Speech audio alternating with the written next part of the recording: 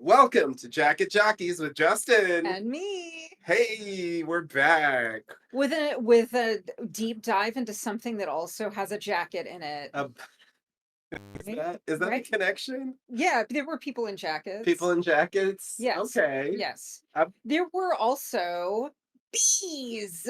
Bees. Although that was a wasp nest, but those were bee actors. Oh, did they Factors. fuck up Yeah. the? Yeah. I'm not I a see. bugologist, Uh, but it's funny because they could have just made a fake one. I don't know why they would get the wrong thing, but anyway. well, I think it's like they wanted them to be wasps, but Yeah, but they when so really for they the scene yeah. where they show them, it was easier to Yeah. have bees That's my trains. that's my theory. Yeah, that would make sense actually, because yeah, wasp would be more. Much more Uh, dangerous to yeah, handle. You really don't want a wasps big ass on wasp the nest in your yeah. face while you're Yeah. taking a wicked dump. Yeah, well, for sure, you don't want a bee nest in your face either. But my thing is like you want to have that thing at the end of the movie that says no one was harmed in the filming of this, Hmm. and that's simply not going to happen if you invite a bunch of wasps onto the set. Yeah, They'll kill you, right, right, as we saw right. in the film. Literally in that way. Wait, speaking of what film, what are we talking Oh, about? what are we talking about? Well, we're talking A about highbrow piece of cult cinema. classic from 1983, a little slasher, low budget independent called Sleepaway Camp. It's very much Yeah. in the naissance, if you will, of the slasher boom of the '80s. At Yes. this point, we're after Halloween and Friday the 13th, but we're Or before before Nightmare on Elm Christmas. Street. What? Sorry. I said before Christmas. I'm sorry.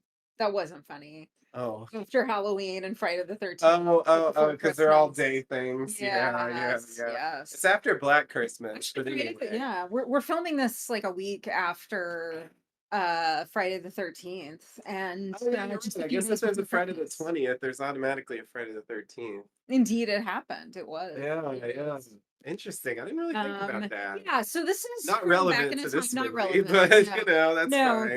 but It is a summer camp thing. I do think the summer camp setting is Friday the 13th's like yes. claim to fame. And this is Yes. definitely picking up on that idea. Yes. And I think they're both in Jersey as well. Yes, most of New Jersey, if it's not industrial, is summer camp. Yeah. Though I And feel this is more Jersey than Friday the 13th yeah, is. it's pretty The Jersey. Jersey accents are very strong in this one. And the Jersey Toots, And the tunes, for like sure. really, oh man, I love seeing children just really intensely cuss at each other. There's a lot of children cursing in Um, this. Yeah, Yeah. and so this was set at a time. So you mentioned a little bit about the cinematic history in terms of sleepaway camps. This dates to an era before um before things like health department inspections about what should be happening in kitchens Yeah. and Yeah. before things like criminal background Magic checks Toucher. and prohibitions on pedophiles working and actively pedophiling at summer camps. Now, some of you might say that's not a funny thing to joke about, and I would say you're right. It's not a funny thing to joke about. But wow, oh wow, this Well, movie comes in hot. it Um, does. It does. It definitely slaps you in the face right Now, away. I have a disclaimer on I think it was our last Jacket Jockeys. But I have a disclaimer for this one too, Oh, which okay. is that Do tell. there is a spoiler alert. Don't listen to this if Yeah, you please, don't, please. yeah, just If you have any remote interest in this kind of thing, watch it first. I think Always you'll get watch it something out of first. this movie, even if you don't like it. It's pretty special. I've really never seen anything like this, Yes. and so I Yes. feel it's worth at least a watch. So yeah, Yeah. check it out. And there's big surprises in it, so you definitely don't want to just listen to us talk about it Yeah. before. And so that is not actually my disclaimer. Anyway, go ahead. That was like my disclaimer that prefaced my You needed to disclaimer. give My that disclaimer first. Yeah, is disclaimer for the disclaimer. now that you've paused and watched the movie and you're back here. Trans people are not psychopathic and they are not violent. that is a well-trodden stereotype that is not constructive or supported by research. So that's my Yes. and so I can imagine some people having a you know, a sort of an ethical opposition to this movie because of that aspect of sort of the explanation of what's going on here. So I just want to say that I'm not unaware of the social context of demonization of non-cis, non-hetero characters in Hollywood, Yeah. etc. Yeah.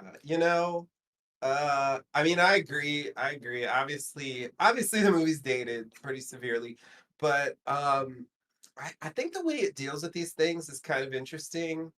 And, I should add a disclaimer that like I'm not anyone to speak with any authority on trans issues. So Right. please don't take my word for anything. It's just like what I think about the movie and, what I think personally, but it's not going to be anything too enlightening on that front. Right. There probably is that podcast out there. This is not a social Yeah. critique of those dimensions. Yeah. I'm not a cinema studies I mean, we'll talk person. about it, but Yes, yes.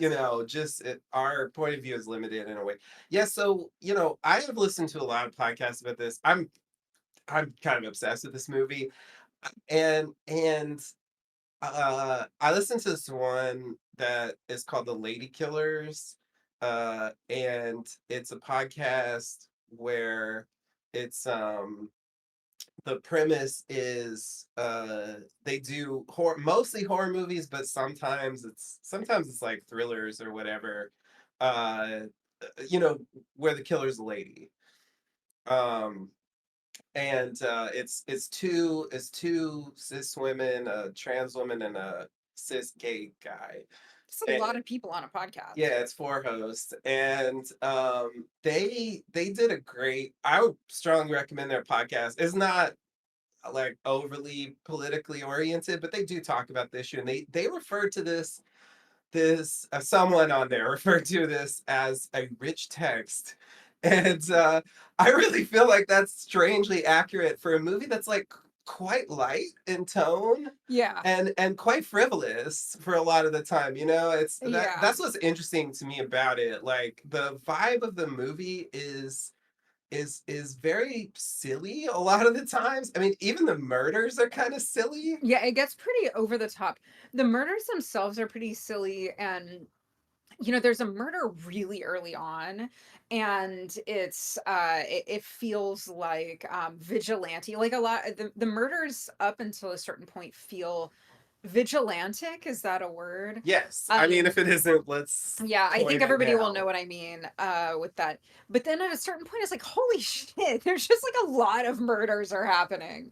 And it just gets kind of absurd, Yeah. and like the level of it's funny, like some moments I wasn't sure if I was in on a joke with them or if it was like badly done. And I was laughing at like how like, especially where, there's one responsible adult in this whole movie. And it kind of reads as like, I know you're not supposed to see this movie as realistic, but it does sort of make you watching this, it's sort of like, yeah, it's really not a good idea to have near peer mentors in a sleepaway camp. But it's not even just that. The ostensible adults are like, oh my man, it's a fucking mess. Yeah, no, it's true. Yeah. It's a big mess. Yeah, I can't say that I would want to be in an environment like this. I went to sleepaway camp a I couple did too times. I don't remember it being once. like this. There It weren't any wasn't. murders, or if there No. were, they were covered up better The Mel kept them than that. quiet. Yeah. Did a better job. Yeah. It's like he's like this Jaws type, the mayor from Jaws. Yeah. Like that's his function is to be like, no, we got to keep us Yeah. quiet. Like with the people are gonna freak out. I gotta, it's all about the money. You know, we got to Yeah. keep the tourists happy. We got to keep the parents happy. We got to keep the kids here and all that. Yeah. Pushing things to the point, you know, until it gets to the point where It's it's just like, okay, capitalism, it's people. obviously.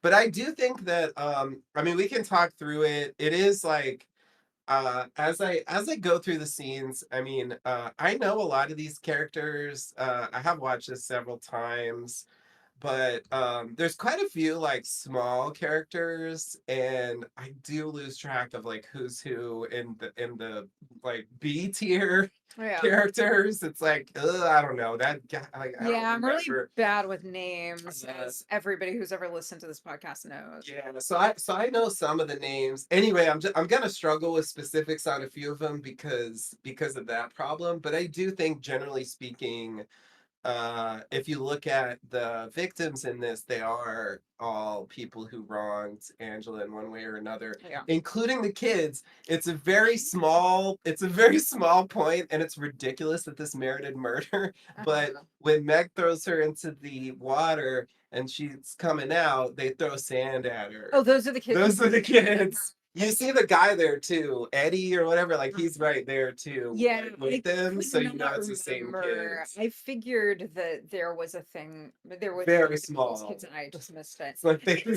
There are a lot of really shitty. I know kids can be really shitty to one another, but there are a lot of really shitty kids in Yeah, this. yeah, yeah, yeah, Um, yeah. There's a ton of bullying, and yeah, you like know, Meg and Judy, like shut that down. You cannot have that kind of dynamic. Like you yeah. manage people. Well, Meg's You actually a can't have. counselor. I know. That's part of the thing about this like near peer thing. It breeds really. I mean, it can be really great, obviously, when the adult or the older, the counselors are like mature, but yeah, it's bad news. Yeah, yeah. The fashion's amazing. Oh my. Oh, the midriffs It's and the yeah. booty shorts. And of course, Friday the 13th is Men only, by the the way. men only, yeah. Friday the 13th is clearly the main, thing to compare it to, but Yes. it was also like really, I always think of Wet Hot American Summer Yeah. when Oh, I I think this was a watch huge these movies. influence on Yeah. that. Yeah, Um, and the fashion very similar. Oh yeah, and I think that's part of what they were pulling Yeah. from, for sure. I think they said that specifically Okay, that makes because sense. yeah, that's the thing, right? It's Yeah. like part of it is sitting in that like over the top, almost parody Uh-huh. zone, you know? And it's like it's weird because other times it does seem serious. Hmm. I do think in general it's very heightened and like kind of cartoonish, Yeah. which is part of what I like about it, you Yeah. know? It gives it this The strangeness. incredible way that people scream and they Oh, just keep screaming. oh And there will man. be scenes that are way longer than would, Yeah. in this, in now recording this like 40 some odd years later, Yeah, yeah, that's where right. like the attention spans are so short. Yeah, But that like baseball game goes the on baseball so game, long. I love it. And nothing comes of It doesn't it. matter at all. It's It's totally irrelevant. yeah, but it's like it's charming, It watching is, and this it contains softball probably one game of my between. favorite, perhaps my favorite line of the movie, which is "Eat shouldn't die, Ricky. Eat shouldn't live, Bill." I love that. That is a serious comeback. Like, It really it's like, is. wow. It's a great line. It's a Wow. great line. And yeah, like that's the thing. I think that's why it's so interesting to me because it just juggles these tones in a weird way. And like I said earlier, like off the podcast, like I don't know how much of this is intentional. You Yeah. know, it's hard to say, but I do think it came together in like a surprisingly effective way. Like it stands alone. I really have not seen there is no slasher that I've ever seen that's really anything like this. Yeah. Even though it clearly is building on those traditions and tropes and so on, you know? So Yeah. it just really stands out. So like I mean, yeah, what can I even say in general? I don't know. Uh I uh it's I don't know what else to say about it. Mhm. Yeah. I mean, should we dive We can get into the scenes we and could then dive into the I movie? will have my because like I'm wanting to say all this specific stuff and I'm like, well, Yeah. I could just talk about it when we get to the scenes. Um, Whatever you think is best. I mean, because I I have a lot about specific yeah, scenes. you've been obsessed with this movie for a while. Yeah, yeah. I originally saw this like, I don't know, it's like maybe like 7 years ago or so, something like that. I was doing some internet research and try to catch up on my horror canon. And yeah, this is an odd duck in there. If you watch like those those classic ones, Texas Chainsaw Massacre, Friday the 13th, Nightmare on Elm Street, Halloween, like they're pitched like much more seriously. The violence is stronger for sure, even though like technically what happens in here, there's some violence, but it's somehow muted. They don't usually show the actual violence happening, they show the aftermath, Yeah. or it's sort of hidden in various ways. Like it seems like they were like dialing it back, Yeah. which again like kind of softens the movie and like makes it feel more like kind of a silly slasher parody almost. Yeah, yeah. It's more enjoyable of a watch than some of those movies, Yeah, I think. yeah. I mean, I Um, enjoy them, but they're but less definitely suspense. I mean, it's less not that fun. suspenseful. Yeah, yeah, yeah, yeah. Exactly. Um, It's not as scary as some of them can yeah, be. it's like a comedic horror revenge kind of thing. I Yeah, mean, like somewhat comedic. yeah. But yeah, I mean, I think anytime you have kids like calling each other like motherfucking shitheads for like throwing a water bottle. I mean, that's just funny, right? Like, I don't know. I They love have to have been intending humor with this just over the top cussing. I love when they do that shaving cream gag Yeah. on Mozart, and then he grabs the knife and goes, "I'll Fucking fucking kill you." chasing around with a Bowie knife. And the counselor Yes. walks in, it's like, "What are you doing?" Yeah. And then Rick is like, "Oh, come on, give him a break. He was just playing around." I'm like, "Really? Yeah. Was he? Yeah. Are you sure?" No, I thought that was great. Yeah, and taking the time for those scenes, and that's the other thing that I think is nice about the movie is that like the softball scene, that scene, there's a fair number of scenes that are not directly linked to the central tension of the film. Yeah. Yeah, yeah, yeah, Um, yeah. There's definitely a lot and of hanging out kind of yeah, stuff happening. Like it's that vibe. Like they're just doing camp activities and yeah. getting into hijinks, and there's like just a lot of silliness. And then the Um, occasional murder sprinkled yeah. in to Yeah. like keep that plot But yeah, moving. to your point, I really like early on and the insight. I also like that it's not like Friday the 13th where it's like, oh, okay, so she came back to this sleepaway camp, or she came back to the sleepaway camp at this lake where it was the site of this Yeah. trauma in order to enact revenge. Yep. Like Yep. that's not, it's almost incidental Yeah, that it's the same camp. we got to talk about it. There's Yeah. so many layers to that thing that and the movie leaves it open. And to me, that's the other thing that's interesting about it. There's like several moments where it shows things, but I'm like, like part of me is like, am I just too removed from the time to understand what is supposed to be the obvious point here?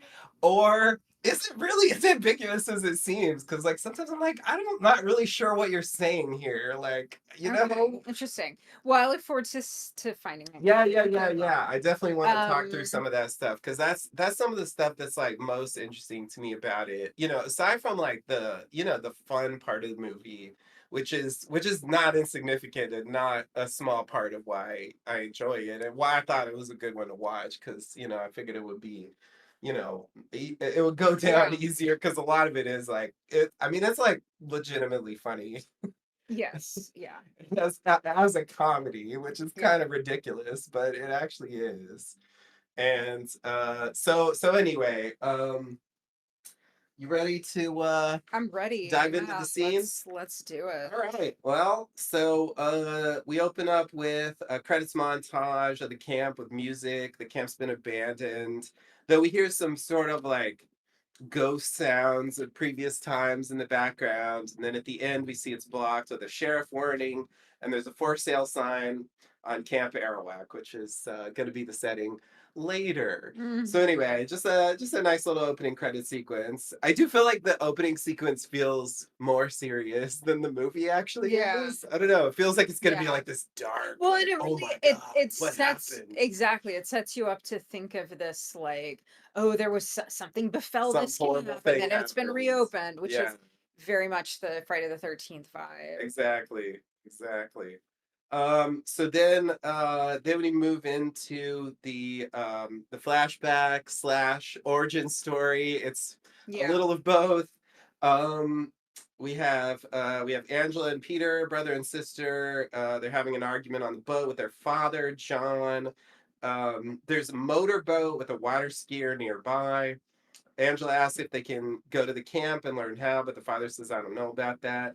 We see the motorboat and the water skier. There is a lifeguard driving a boat, but the girl sitting beside him wants to drive the boat. In a confusing turn of events, the kids make the father in the boat topple into the water. I Yeah. There wasn't really really, should be like an after school special about don't do that, kids. yeah, Uh, yeah. They play it plays like it's harmless, but actually, this is the sets the stage for the tragedy that's gonna yeah. occur here. So It's why you shouldn't have fun. Don't prank. exactly. Don't have fun, kids. The lifeguard gives over control of the motorboat. The kids and John are still in the water. This is so unhinged. This kid, like in the jet, Yeah, whatever that's called, like jet skiing. Is that what that's water called? skiing. Water skiing, Yeah, I like think a jet behind. ski is when you're by yourself on the Got little, it. Got it. Yeah. Oh my machine. God. Everything about it is just so, yeah. It is, yeah. Yeah, it's fun. It's funny because you're right. Like, I do feel like this is. I feel like that's part of the game the movie's playing is setting us up to think that the murders are sort of proxy revenge for this thing. Because I think that that's the camp. I have to admit that like Yeah. it's not 100% clear that it's the same camp. Yeah. I mean, no, okay. I think that the heavy implication here is those are the camp. Yes, that's the camp. Yeah, Those are the counselors, and so like yeah, we're seeing the previous generation of totally yeah. irresponsible Exactly, counselors exactly. at that school. I mean, in this day and age, there is no sleepaway camp that would no insurance company would insure a camp that allowed jet skiing. Yeah, Sorry, what did you call it? Water skiing. water skiing. Yeah, Like, yeah. absolutely not. There were no motorboats at my camp. No, it was like you had to pass some sophisticated swim test just to go out on the Yeah, canoes. well, it was the 70s in this flashback, Yeah, right. The technically. kids were probably smoking in the cabins I'm too. sure they were. Yeah, so it's like, right, like you let Jason, my boy, drown, like, and now I'm coming back Yep. for you. You know, like Yeah.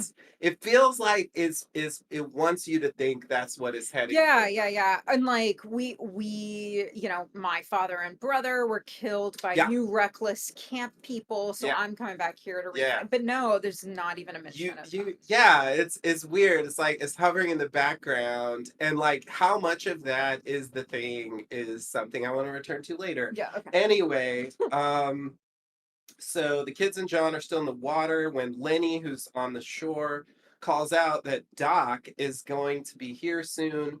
The kids acknowledge that this is Aunt Martha, but Ricky, cousin, will not be coming as he is, quote, spending the weekend with his father. I'm gonna go on and on about that in a Hang second. on, say it again, that last verse. Ricky Yeah, Ricky. isn't coming because He's, quote, spending the weekend with his father. okay. So I guess Oh, Aunt that's Martha's Ricky. ex-husband. Uh-huh. Yeah, I So mean, Ricky is the right. cousin who, Yeah. goes to camp with Angela, Yeah. basically. Um, and so, okay, so the kids play in the water as the motorboat looms. The skier tries to warn them to no avail. The boat hits them. Lenny calls John. The skier yells. We see that one of the kids survived, but not John. And then we cut to 8 years later. Yeah, Um, sorry. I am confused because I thought that this woman who like should have been written by John Waters had been I was thinking that her ex was one of these two guys. yes. So this is precisely what I wanted to talk about. Um So I don't know if you remember this, but I played you a little clip that I thought was hilarious from How Did This Get Made, where they were going, it's a podcast. They did a podcast on this movie, Okay. and they were going round and round about the relationships between the characters. Yeah. Because if you don't pay attention, it is hard. It is hard to catch what it is. Okay, let me tell you what I think it is based on what we see here. Okay. Because I think if you pay close attention, it's actually clear what the relationships are. Okay. It's just like you gotta really listen carefully. Okay. Okay. So um so John, I mean, John is the kid's father. Their mother's gone. Who knows what happened to her? It's never addressed. Lenny is his boyfriend, I guess, as we learn Yeah. later. Yeah. And then Aunt Martha, It's the dog. I guess is John's sister. I'm not 100% sure about that. It could be his wife's or whatever, the mother's sister. It could be. They don't really say one way or the other. Okay. And then her husband is clearly not Lenny because they specifically say that Ricky is spending the weekend with his father, Yeah. who can't Who be can't be Lenny, Lenny's who's right face? Yeah. there, right? Right. So Aunt Martha is not married to Liddy. I agree that like it feels like that should be true, but I think it's not Yeah. actually. He's an unrelated Yeah. person. Okay. He's Okay. just involved with John. I think that's the only reason he's there. Got it. But Got I guess I feel like the subtext of when Lenny says Doc's going to be here soon is that they need to be careful how they show themselves in front of. I feel like they're trying to hide it or something, but I'm not really sure why. it. Yeah. You know, like Yeah. I don't know if it's Why? just I because mean, it I was the thought. '80s or like I don't exactly Right. know. Of Right. course, Or Aunt or Martha. it's just like, okay, we need to like get out of the. We need to get onto the beach, like dry off. We need to maybe she's like, I don't know, Yeah, like a transition is yeah. happening. It's not really Yeah. stated what the Okay. worry I was so is. convinced. Okay. All right. Yeah. I was confused, but I was so convinced, like the way that she behaves, it's like, yeah, she's okay. Yeah, I mean, well, that's the thing. I was gonna say, like, as we learn, Aunt Martha is a disturbed person, Yeah. and so like maybe it's just that like we gotta be at mind our p's and q's like when she shows up like she's gonna be weird and I don't know like maybe that's all it Uh-huh. is, Yeah. but uh Well, at any rate, that's yeah, I had this whole version in my head of like, oh, okay, so she was already kind of off her rocker. It tipped her over the edge when her ex-husband left her for this other yeah, guy. right, yes, And yes, it does make sense.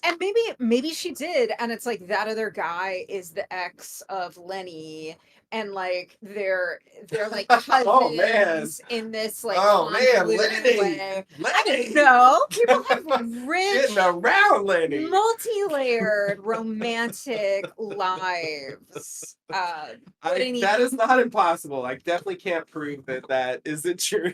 but anyhow, it's probably not that important. I think it's not that important. So Doc is coming. Yep. Got to get out of the water. Maybe Yep. hustle. Maybe hurry. Get out of the water Yeah. faster. Yeah.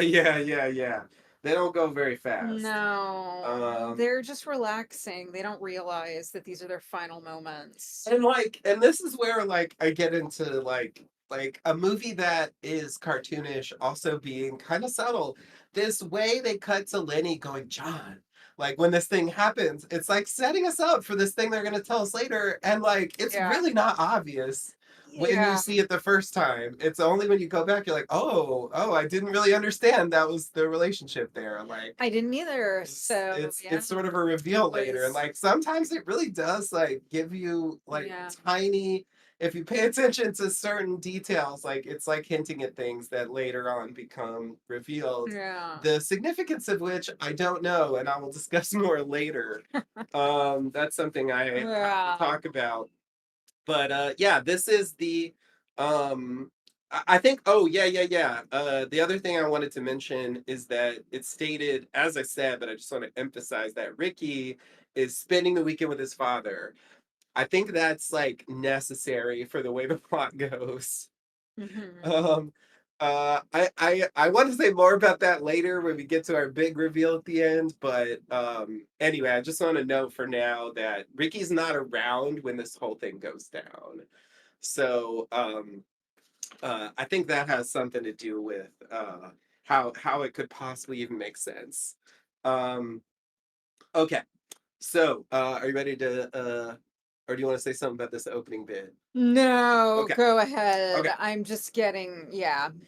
So so we go to eight years later, and we Oh, get wait, real quick, can I just point out, please. like, I didn't realize we were already ready to go. This, like, watching it unfold is so horrible. Like, what's she screaming about? I don't know. Let's just keep staring at her. Anyway, I just that I mean that was yeah, that was really something. Yeah, she is literally it's I think that actor is pretty funny. Like she's screaming at the top of her lungs, like there's people there, Yeah. turn around, She, stop the boom, what are you yeah. And doing? then she keeps screaming. She's like, somebody Yeah, help, they're going to yeah, yeah, die. yeah, yeah. Like I want to see the movie about how she's doing I know. 8 years I know. It really later. is like Um clearly huge trauma for her. yeah. Yeah. It's pretty awful. It is. It is. Um but yeah, that I'm realizing now that clearly inspired the water skiing scene in Wet Hot American Summer. Anyway, Oh go yeah, ahead. 100%.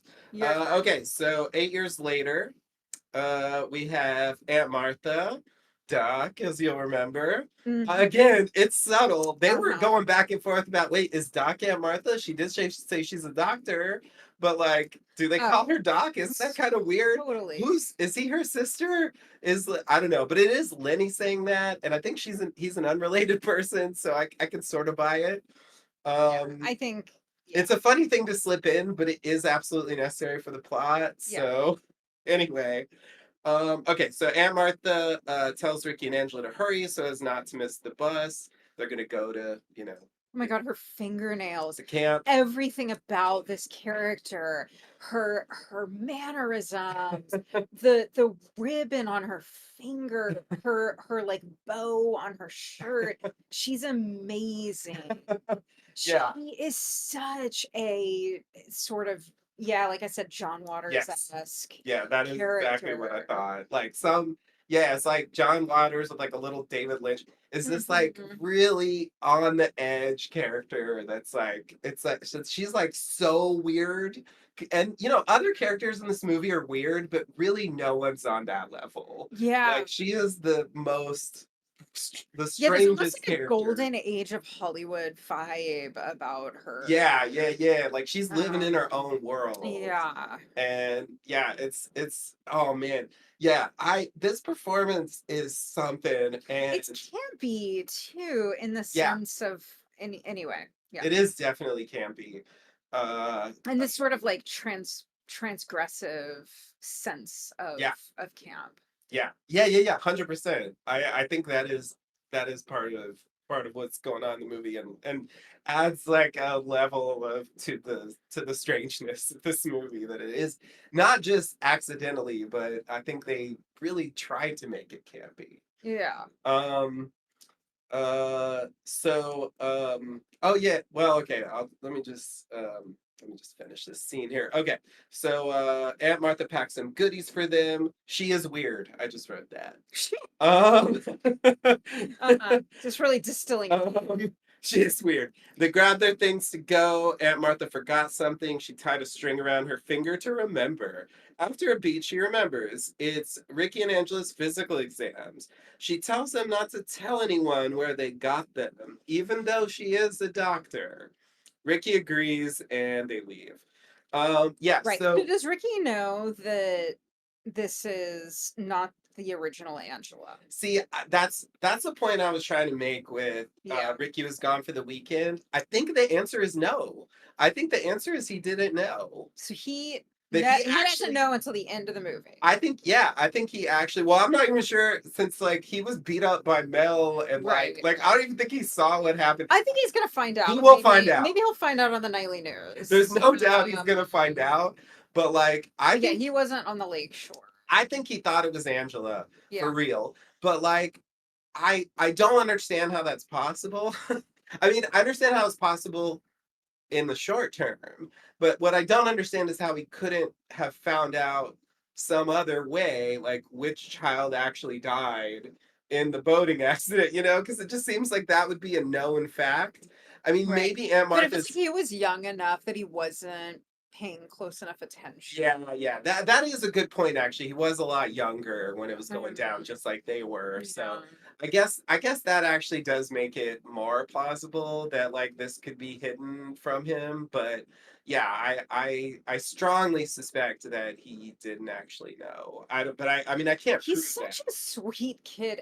Surprisingly so He's an for a foul mouth. unrelenting, yeah, but he's an unrelenting advocate for Oh, her. absolutely. Yeah, And yeah, yeah, yeah. it's Because I remember. very sweet. There's never a moment in the movie where he's like, "Can't you just try to get along? Yeah, Like, yeah, come no. on." He's like always defending her. Yeah, yeah. I don't know. It's you don't see that much. Yeah, yeah, yeah, yeah. No, I think he's one of the more like I guess redemptive characters Yeah, in the he movie. he also reminds me of the main character on the Wonder Years.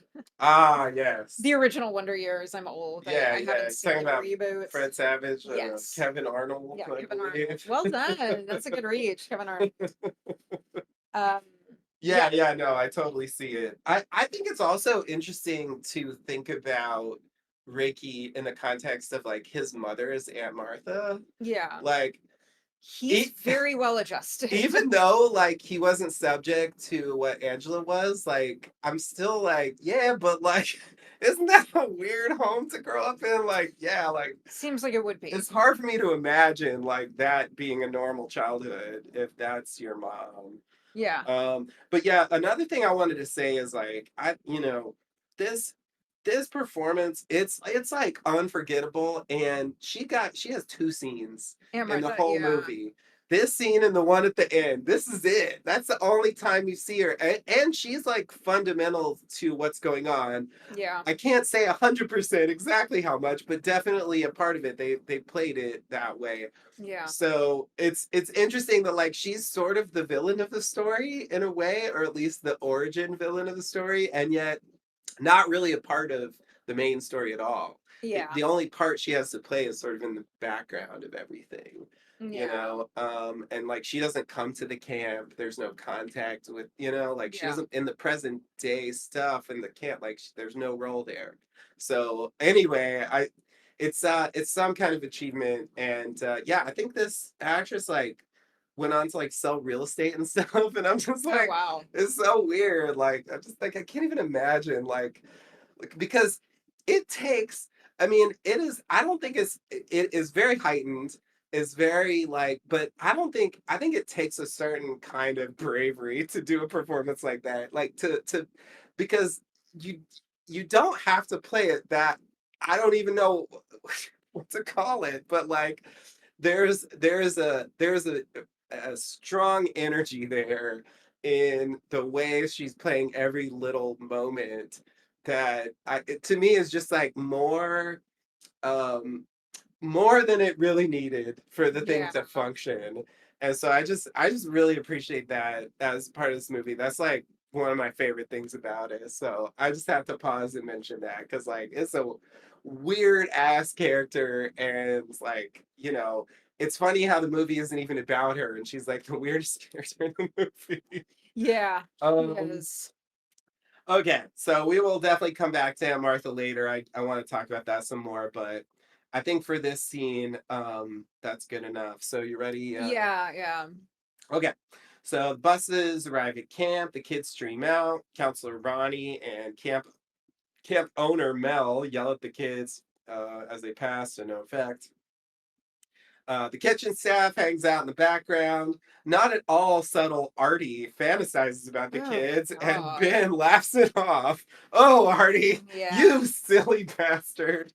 Yeah, yeah. People he used to get offended about he things. was like, Yeah, Yeah, and people are just so sensitive today. so Ben, who works in the kitchen here, weird bit of trivia that everyone mentions is played by Robert Earl Jones, who's James Earl Jones' father. And you can hear it if you listen to his voice. Like Yeah. it's not exactly the same, but it sounds very Yeah, similar. the resemblance is And the resemblance is noticeable. strong.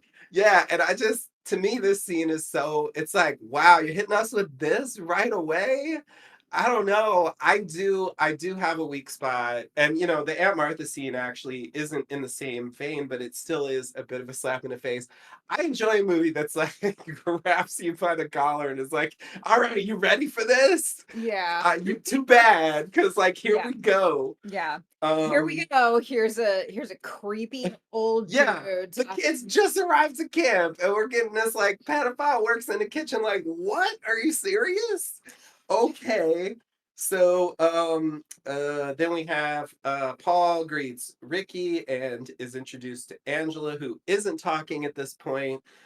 We For a while we think maybe she'll never talk, but it's not true. She actually talks just fine. It's just she just didn't want to. Anyway. She's got some intense stare. Oh yeah, yeah. Those front face shots. I Yeah, mean, there are scenes in totally. this movie that really drive home just the psychological power of staring in silence at Yeah, a yeah, person yeah. who's trying to get a response out of you. Yeah, yeah, yeah, totally, totally. That's a huge part of the movie for sure. And yeah, for like, I don't know, I think she was like 14 or something. Like it's yeah, I'm pretty impressed with that. Yeah. That's another thing that's interesting about this movie. The kids, obviously there's a range, but there really are kids that actually seem like kids in this. Whereas like Yeah. usually it's all 20-year-olds Yeah. in these stories. Friday the 13th is out. Of course, in Friday the 13th, the gimmick was it was all counselors Right. before the kids Before the kid came. showed up. But here we really do have for real kids in Yeah. the cast. I don't know, it gives it a different vibe Yeah. than what is sort of the norm for this kind of thing, which would be more like the counselor's age. Yeah. Playing teens, but they're really like 20. Anyway, there's a few of those, of course. Hmm. Um, Okay, so yeah, Paul talks about Judy's developments, and Ricky mentions that he went out with Judy last summer, and she will probably be in the same cabin with Angela, which is true. Ricky shows Angela around the camp, finally seeing Judy. Judy is talking to some boys and blows him off. Ricky leaves Angela at her cabin. Judy comes over to Ricky, who confronts her about the older boys, but she blows him off again. He calls her a bitch and walks away. Yep. Okay. Judy goes into her cabin.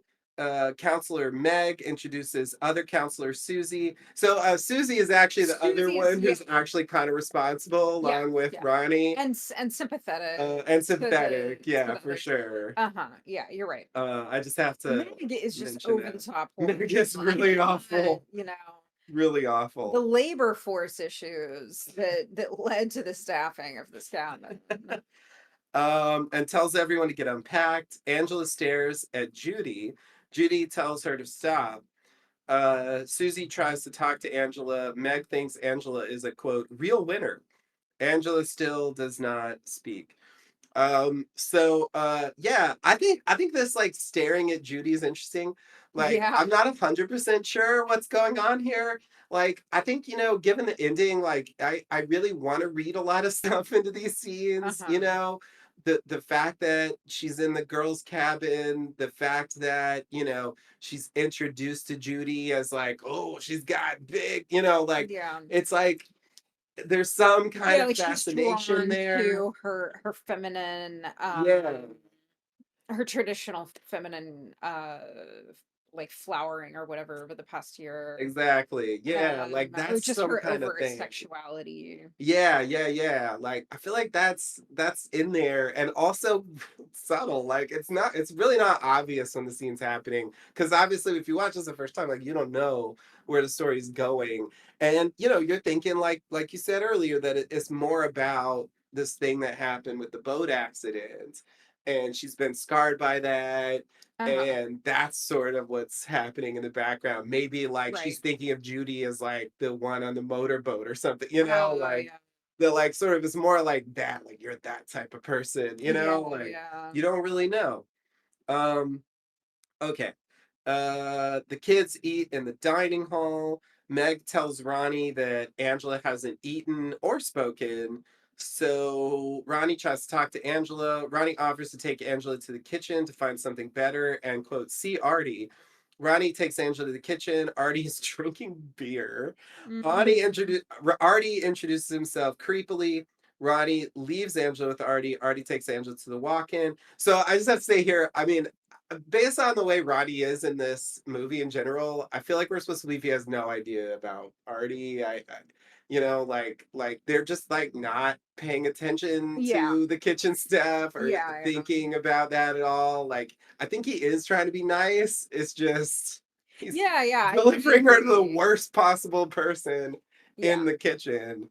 Um, Anyway, Ricky arrives at the dining hall looking for Angela. Meg tells Ricky where she is.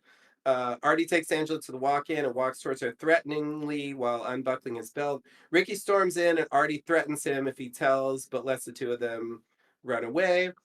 So yeah, we get this scene, which like of course is kind of just functional because this is going to motivate our first actually not murder. He actually doesn't die, but it's implied that he's going to be like suffering a lot for a long time. You say like Yeah. every nerve in his body is screaming or whatever. Uh-huh. So I think you could actually argue that he Yeah. gets it worse He than the may not people who are recover his killed. vision. Yeah, yeah, Mhm. exactly. So I definitely think like it's kind of a classic trope that you make, if you make a character really horrible, it's easier to take when they're killed in some or Yeah. horrifically injured, Yeah. in some horrible Yeah, way. it's pretty gross, and it goes on for a long time. You see these Yeah, pustules yeah, like yeah, growing yeah. on his face, Yeah, yeah, yeah. the It's screaming. really not bad. The makeup stuff going on there Yeah, for a low budget thing, like yeah, it's it's pretty good. relatively impressive. Yeah, so Artie is preparing some water for corn and gets a chair to look at it because that Yeah, that's not pot safe. is Yeah. fucking tall. I don't know, is that normal? I've never seen a pot that tall outside of this movie, It's very but tall. maybe at a summer camp when you got to make like I don't know, like 50 ears of corn or something, like Yeah. that's just what you do. I don't know. Anyway, um so then we get a POV shot, a real POV shot, kids. Maybe you don't know what that means, but it Oh means point boy. of view. So Yeah, that's yeah, sorry. I was just thinking about how impossibly heavy that pot would be. Water is very heavy. yeah, yeah, yeah. Anyway. For sure, for sure. So we get a POV shot of the killer, quote unquote, watching. Artie gets some salt and puts it in the pot. Then we get the killer POV sneaking up behind him and pushes him towards the pot. And then pulls the chair out from under him, causing the boiling water to fall on him. And we see his burn wounds as he screams. Ben comes in and is shocked. We cut to paramedics wheeling him away. That's right, he's still alive. The doctor says his burns are really bad. Mel wants to move things along and to not upset the campers. Ronnie says it was only an accident, but Mel doesn't want the parents to find out. The shot of his blistered arms like up in the air, Yeah. that's so good. Oh, yeah, yeah, yeah. Um Yeah, no, I agree. I agree. It's a yeah, very of course dramatic shot. Mel's concern is not wanting to lose money. Yeah. Yeah, yeah, yeah. Um That's definitely Mel's mode for most of the movie yeah, until he decides that he's the one who's going to take down the killer, God. and he totally fails and he just beats one of the kids. Yeah. Yeah. Anyway, so Ronnie mentions the kitchen staff, like they know that this happens. So Mhm. Mel tries to bribe them to stay quiet, and Seems to work they because we seem to never agree. really hear from them again. Yeah, yeah, yeah. That's We're done with them now. this is pretty much the end of their part of the story. It's yeah, it was really for this, I think. Um, Okay. So then in the boys' cabin, Ricky and some others try to get Mozart. Is his name really Mozart? Or do they just call him that? I don't know. It's a weird ass name. Anyway, It's pretty um great. I love the idea that they just call him Mozart and they never bother to give us a backstory for yeah, yeah. why. Yeah, yeah, yeah, it's funny. He's like the nerdy one, I guess, that they like pull all these pranks on. Mhm. Like that's sort of the Yeah. trope they're going with here. Maybe it's like he listens to classical music, Yeah, yeah, and yeah, that's yeah. part of his being a nerd. That would make sense. That would make sense. They try to get him to do a sit up. Ricky counts down, and then Mozart sits up into a bare ass. Yeah. It's a Um, pretty elaborate scene. It really is. It really is. There's a very a huge like lead up to it. Yeah, Like yeah. I don't think you can do it. Like your mind to be willing, but your Mhm. body won't be able to. And it's just like building. It's like it's basically like a magic trick. It's like they're Mhm. distracting him Yeah. from what the point is actually going to be, and so it gets him like focused on this like weird thing that like he isn't thinking about Mhm. what's going to happen when I actually sit up. Yeah. And of course his eyes are covered so they can set this up. I'm amused by these pranks that seem to only exist in movies. I don't know, maybe real boys now and or I in the never did this past for the did these kinds of record, things. But or saw this happen, but yeah, like I wouldn't say it's never happened. Obviously someone thought of it at some point. because somebody has to be willing to bare their ass for Yep, this and to that's have true. somebody's face go into their ass. Mhm. So it's like it's not a prank on that guy. That guy's doing it Yeah, willingly. yeah, yeah, But it totally. also seems like a pretty unpleasant I thing. agree. I wouldn't really want someone's I face wouldn't like either. coming up in my ass, but I don't know. I'm Well, when you put it that way. all right.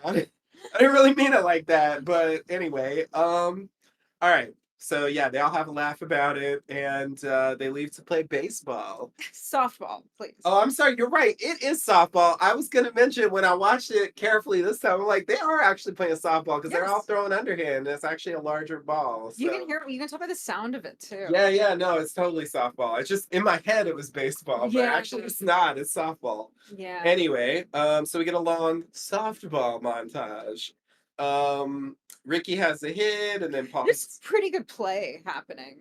You Yeah, know? yeah, yeah, yeah. It's this scene is For a like friendly game, they're like pretty good. strangely long, and there's like a pause to mention the score, and like I guess like functionally, the other team, like, like some of them become murder victims later, Yeah, and but not because of this. well, I feel like there is like sort of a connection because like this gives them conflict with Ricky, Okay. and I feel like that kind of carries over into some of the stuff that happens later, and it kind of gets transferred, and Angela gets involved, and anyway, I feel like that's like what they're building here by doing this, setting up this rivalry. Yeah. I don't know. It's a very small point, but that's the best I got for like why we're paying attention to this. Fair enough. So Ricky has a hit, Paul hits him home. Ricky insults Bill, causing him to say, "Eat shit and die, Ricky," to which Ricky retorts, "Eat shit and live, Bill," which is such a great line Yeah, in this that I have to yelling repeat it again. way. Yeah. I Eat know it's shit not and live. I know it's not an important part of the plot, but when a movie comes up with a line that good, you have to acknowledge it. Yeah, it's like that. What's the movie with the you think you're hot shit, but really you're gonna get Yes. diarrhea? Yes, yes. Or what's that thing? Is that from Happy Gilmore? Like I eat pieces of You eat shit like pieces of you shit, for but you breakfast. eat Like pieces of shit for yeah, I breakfast. feel like it's in that Yeah, no, kind of that is wheelhouse. great. I love that. Mozart plays on his calculator and almost misses the catch, but doesn't. We get a score update. It's 8-6. More of softball. The other side loses, but says they will get him back. And anyway, that's what I was referring to. Yeah, I'm sorry. I have to look up what that movie is from. Oh, which one? The The pieces of shit for breakfast? no, no, that is Happy Oh, Gilmore. oh, that Uh, is Happy Gilmore. Okay. the The you think the you're hot shit, but really you're just called yeah. Dollhouse. Oh, that's Yeah. Dollhouse. Oh wow. Wow, I didn't know that was Dollhouse. That was something else. Interesting. Well, according to IMDb. I believe it. I believe it. Yeah, yeah. So, Okay. So then in the rec room slash dance hall. Uh, I struggle with what to call some of these places, but I think they call it a rec room later, so I'm going with that. Um, some boys are trying to get some skinny dipping happening. Um, one of them This is says, another thing that I feel like only happens in movies. "Yeah, totally. It's totally a movie thing." But but the way it plays out here is not the way it usually goes. Yeah, Anyway, yeah, it's funny because it just is so unsuccessful. it really is. So one of them suggests talking to Angela, but another says she is fucked up. Another asks if they are afraid, so finally two of them agree. One asks Angela if she wants to join, she stonewalls. Another asks her to go for a walk, she stonewalls. This is where we get some of those looks. Oh my God, Um, it's so good. The best ones, well, the best one is later. oh, I know what you're talking Yeah, about. I know what you're talking about, but it's sort of the beginning of that. yeah. They turn on It's so her. intense. Mel walks in and goes over to Meg. Ricky and Paul arrive. The boys bully Angela. Ricky jumps in, as you mentioned, and a fight starts. Angela stares. Mel and Meg watch passively. Ricky threatens the others as they are pulled apart. Um, This is just an incredible brawl it as really all of the is. adults They except pile Ron, in they there. just stand around. Yeah, Mel is just standing he just there. stands there. Yeah, No intervention. it's like, whatever. Um, let's see. Paul introduces himself to Angela. He tells her he knows about what happened to her family. He says that last year they hung the girls' panties on the flagpole, then says, sorry, we got caught anyway. Paul has to go back to his cabin and says goodnight, prompting Angela to speak for the first time. In this time, obviously, she spoke in the flashback. Yeah. But anyway, or was it Peter? Anyway, they both spoke. All right. And says goodnight back. And Judy notices. Yeah, I just have to mention this scene because I watched some behind the scenes. Uh so Felissa Rose, who plays Angela here, is like a mainstay on the horror convention circuit, and I've seen her talk about the movie a bunch, and she's on the commentaries, two of the three commentaries here as well. And she told this story about this scene that it was really hard to get through because she kept laughing when they would go, "Yo, Angela, why you so fucked up?"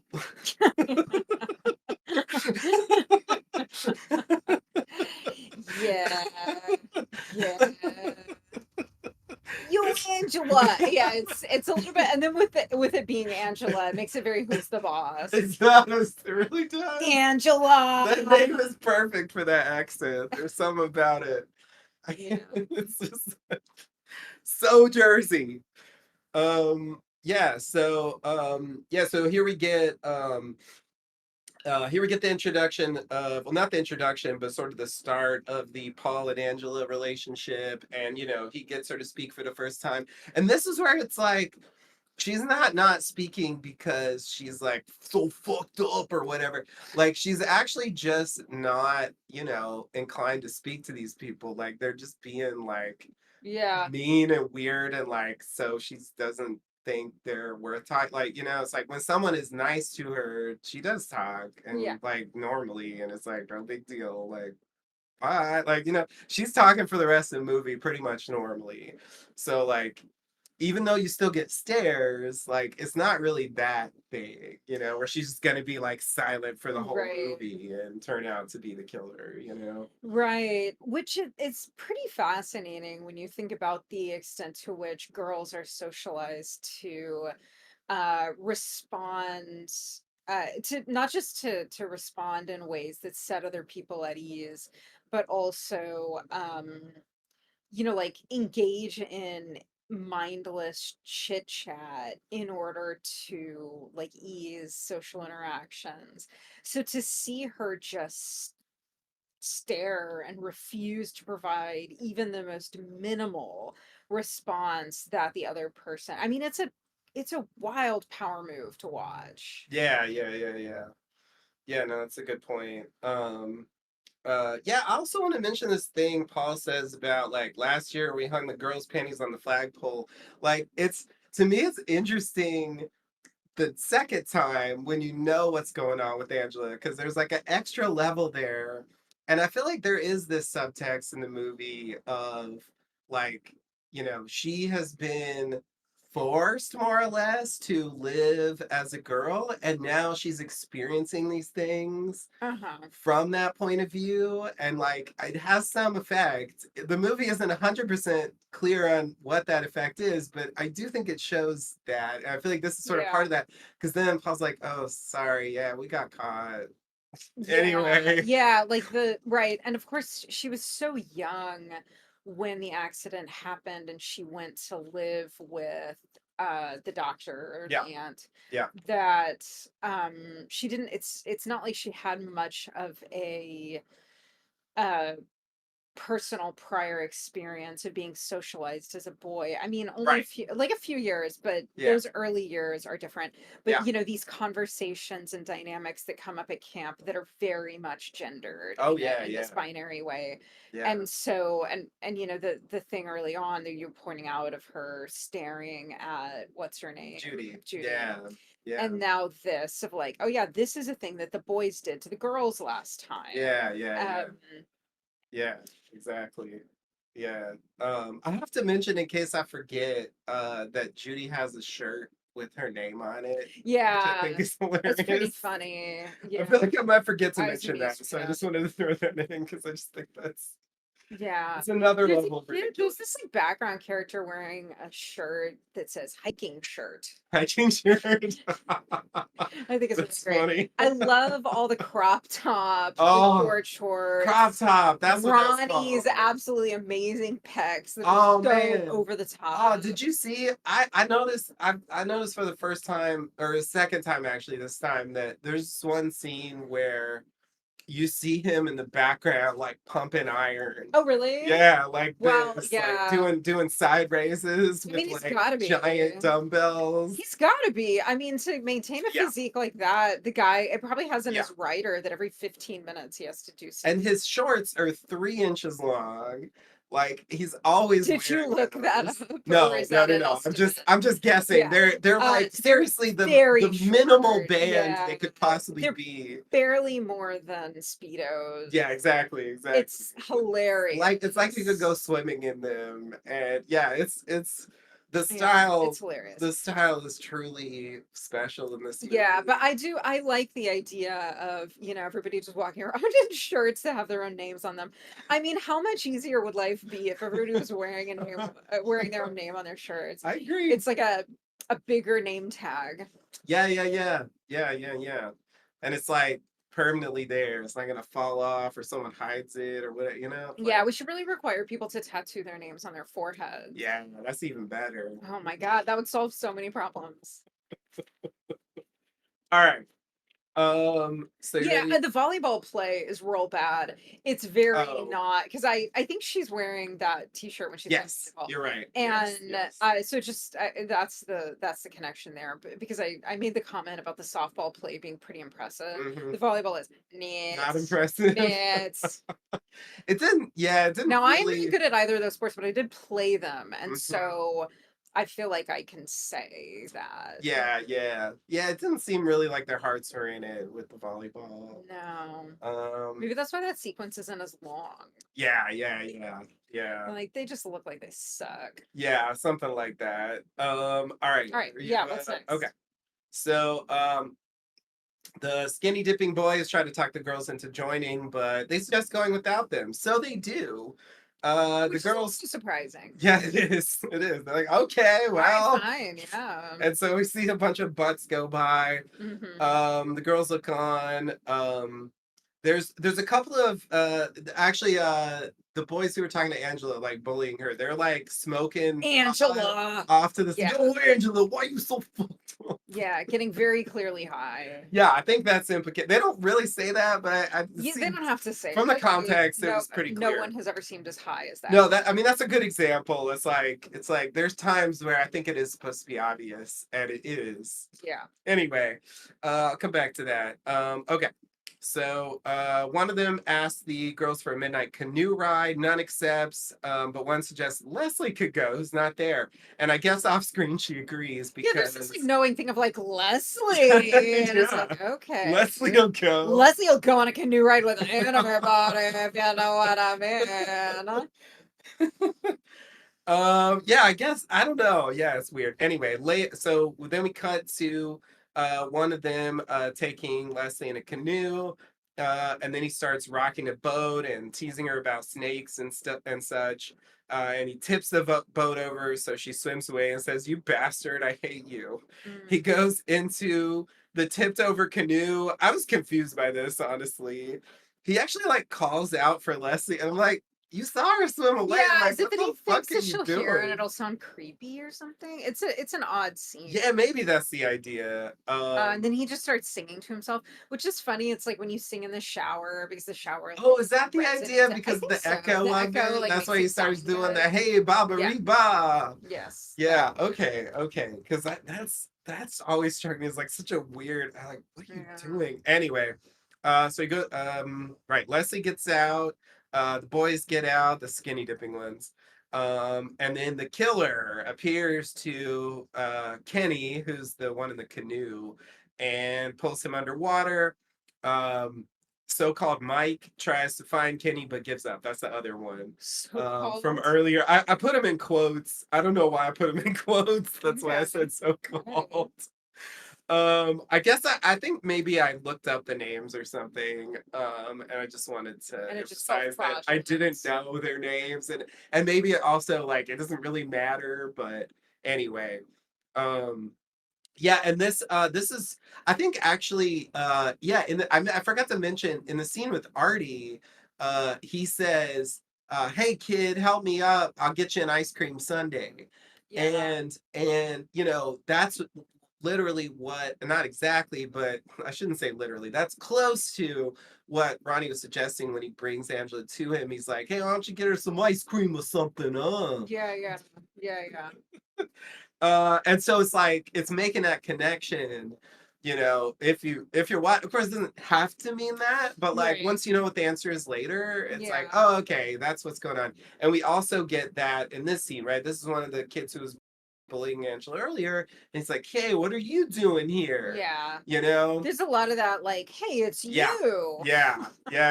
That's a classic thing. And they did the Yeah. same thing in Friday the 13th, you Yeah. know, Yeah. like, hey, what are you doing here?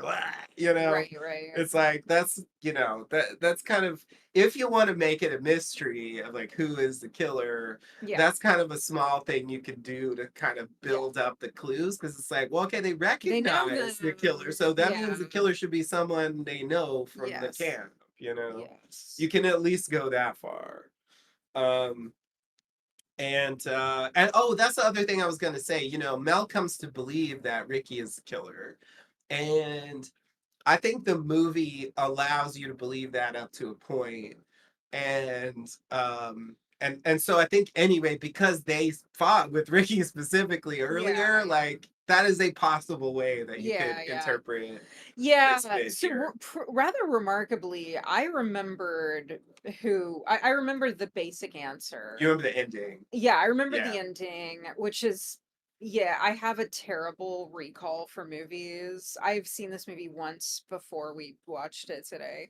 And oddly enough, I did remember, but I was watching to see, how plausible is it that it could be anybody else. I don't remember what theories I had the first time that I watched it. Yeah. Um, Yeah. but yeah, it really seems like those two are the only plausible kill like Yeah. suspects Yeah. um Yeah. early on before you know. Right. Yeah, and as a very small bit of trivia, I think they actually did use the actor who plays Ricky as the killer in some of the scenes, Oh, and to throw you to off throw you off. And and to support that like duality. exactly. And probably the most unfortunate one is when he appears in Judy's door. Like if you look, I say Judy's door, I mean it's just the cabin. But anyway, she's the only one in there. And on the high quality Yeah, Blu-ray, you yeah. can see that is him, in a even wig. though like yeah, in a wig, Yeah, even though they're trying to hide it, you know. And I think in the cinema in the 80s that was yeah, blurrier and you weren't supposed to be able to see it that well. Like I don't think they expected to yeah. get restored to Blu-ray quality where it would be that visible what's happening. I have another example of that later, but Yeah, yeah. There was, yeah, watching it on Blu-ray, there were a couple of things that I was like, I bet that this worked better. yeah, And that was one of them where it's like, that looks like that kid in a wig. yeah, But it gives it a it creepiness. does. That's true. Um, Yeah, yeah. it's just like, what is happening here? Yeah, yeah, it's weird. It's weird. It definitely, yeah, it allows you to come up with maybe some alternative theories other than Mhm. the one that's actually true. And yeah, I'll say more about that later, actually. That's a good point. Okay. So, are you ready to continue there? Okay, so then we have some kind of camp worker, like a lifeguard. I'm not really sure what this guy is. He's a very amusing character who complains loudly about cleaning up after the kids, Oh, calling them yeah, yeah. peckerheads. That's his Peckerheads. signature way of referring to them. Hmm. Uh, um, and he finally finds Kenny's body, you know, the one in the canoe. A snake comes out. There were snakes there. You There pointed were that out. snakes. Yeah. It's a small point, but I never I'm thought gonna about say I don't think a turtle is gonna eat you, or it. Well, it unless might you're a nibble on you. raspberry. If you're a raspberry, the turtle will eat you. It might nibble on your nose. They might. Kind of looks like a raspberry. Yeah, that's true. Underwater, you know, in the That's dark, all raspberries look the same. oh, it's Anyway, highly embarrassing. okay. Right. The paramedics take Kenny out as Frank the cop tells Mel he thinks that he drowned. Mel tries to blow it off. Ronnie's not so sure. Ronnie tells Frank, the cop, that Kenny was a good swimmer. Frank says, I hope you're wrong, and leaves. Um, then we have the girls playing volleyball as Angela watches. Paul comes over and asks her to go to the movie at the rec hall. Judy watches in her Judy shirt. I did write the Judy shirt down. Oh my goodness. Um, I was worried I didn't, and I Hmm. can't Yeah, can't can't miss not that. mention it. Meg shoos Paul away and then yells at Angela. Then Susie steps in and tries to get Angela to play, but she doesn't want to. Um, so yeah, this was the maybe mediocre volleyball play happening, shall we say. It definitely didn't seem like any of them were particularly invested in it. Yeah. Um, okay. So Paul and Angela leave the movie holding hands. Ricky reminds Judy of old times, but she refuses his advances. Paul takes Angela behind a cabin and goes for a kiss. Angela tries to leave, but Paul asks for another one. And then Angela goes in her cabin. Judy approaches Paul as he leaves. Um, let's see. Yeah, so that's the end of that.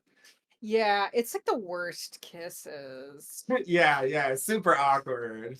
Super awkward. Yeah. But I feel like for like this age kids, it's actually not Yeah, it makes sense. It's necessarily just like, inaccurate. you kiss somebody and they have absolutely no No reaction. response at all. Yeah, yeah, totally. Totally. It's definitely awkward. And I'm gonna talk about that more later. Because there's something going on there that they put a finer point on later, even though I still don't know what that point is.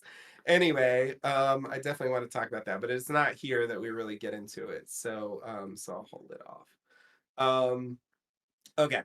So Paul arrives at the boys' cabin as they do the shaving cream gag on Mozart, wake him up with a smelly sock. Mozart pulls a knife and chases Ricky around, which sounds ridiculous, and it is. The counselor, Gino, comes in and grabs the knife. Ricky tries to talk him down, and then they pile on Loverboy Paul as the scene ends. It's very, very silly scene. This Yeah, whole scene is it's like you could cut that whole scene and nothing changes in the movie. yeah. So that is an example of what you're talking about. It's just silliness. Um, Okay. So later, Paul comes up behind Angela, makes her guess who. Judy tries to butt in, but Paul shoots her away. Finally, Meg approaches, and then Paul leaves. There's a lot of coming and going here. Meg demands that Angela go in the water. Finally, yelling, getting no answer, she starts shaking Angela. Yeah, this is probably my favorite Angela stare of the whole movie. Yeah, yeah, He's like, yeah. Meg is getting so Unnerved angry. by Yeah, the lack of response that like yeah she loses it, yeah, she's she loses like it. lashing out here. Ronnie steps in and stops her. Yeah, um but yeah, no, that's yeah. It's like, I mean, well, she's gonna do another thing later, but anyway. Yeah, Meg's yeah, awful. Real it's peckerhead, awful. as that guy Rough, says yeah. later. um okay. So later, Judy comes out of the bathroom and mentions Angela getting Meg in trouble. Judy asks Angela why she doesn't take showers with the rest of them. Judy bullies her about it. Susie steps in, finally slapping Judy when she won't stop. And Which is great. Angela's like, fuck off, slap. It's like, Yeah. wow, that's how you talk to your counselor? Like, Fuck Jesus off gets you a slap. Christ. Fuck Yeah, off. it's Wow. wow. Yeah. Yeah, so I feel like this for me is the first time where they are really planting a hint. Yes, I yes. think, you know, the medical exam is sort of that too, but Yeah, it's subtle the though. medical exam is for both of them. Yeah. And so I feel like that it's not totally obvious that that's specifically about Angela, but here it is. And Yeah. it's very easy to read this. And actually it's not entirely clear, this isn't part of the truth, that you know, she's like put off, you know, she's getting bullied a lot. Yeah, She's there's put off. all kinds of reasons why she wouldn't Yeah. want to shower. And that's something I would do. So Yeah. like I don't think it necessarily means she's like hiding you know, something on her body or whatever, but like um or you know, out of anything other than like not wanting to show Right. it in front of them. Right. But I do think they put this in here Yeah, yeah. deliberately to push us towards what we're getting later. um okay, so then we cut to water balloon fight on a Oh roof, my goodness. which is like fucking ridiculous. Again, insurance is Yeah, not, yeah, no, you're done. You're done. yeah. Yeah, it's like, Letting Mel, you kids know, take a, if you don't want the camp to close down, you yeah. know, I mean, even Yeah, if there maybe don't wasn't a get, killer, like, you yeah. know, you gotta look into that kitchen No water staff, balloon and you fights need on to stop the roofs. water balloon No, fights on the yeah. roof. No precariously high pots of boiling Yep, water. yep, yep.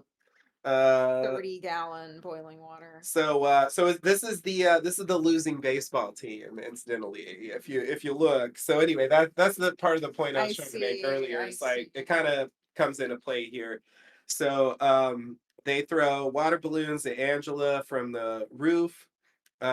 Ricky comes over and curses them out, threatening to kill them. I love that. I love that. Threatening to, He does say that. And of course, that has a function as well, because yes. Mel comes over and stops Ricky, ending the tension. Mhm. Mel punishes all of them. Um, Paul sits with Angela as Ricky asks if she's okay, and the losers give her the finger. Um, I call them losers. I really just mean literally, but they're also the other kind of loser, I think. Yes. Anyway, okay. So yeah, this is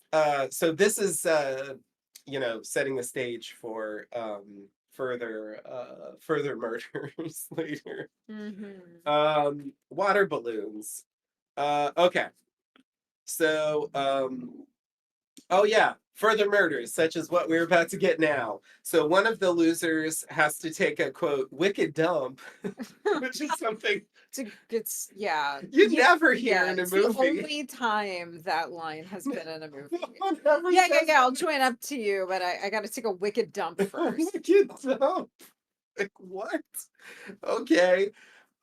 So he goes to take a wicked dump and shuts himself in a stall and sits down as one does. We see a broom handle or something like that, holding the stall door closed, locking him in basically. And then we see, I guess this is actually a wasp nest, although what I wrote was beehive, because they're bees later. Anyway, it doesn't matter. The point is it's a stinging insect with some kind of nest, um, being put through the now broken screen. So it's been sort of slashed. We see it slash with a knife. Um, the guy can't get out, so the bees or possibly wasps sting him to death, and we see the aftermath. So like this murder, I think is actually the silliest one. Like Yeah. I've never seen a murder like this in a slasher movie, where Mhm. it's like multiple steps, like Yeah. locking him in the stall door, slashing the screen, Yeah. putting the nest in, and then Yeah, letting yeah, the insects actually do it. Like the killer didn't actually do any violence. Like Mhm. it's weird. Like I feel like this is not like so, and it's just it's like it almost seems like a Looney Tunes thing or Yeah, something, yeah, you it's over the know? top because it's clearly intentional.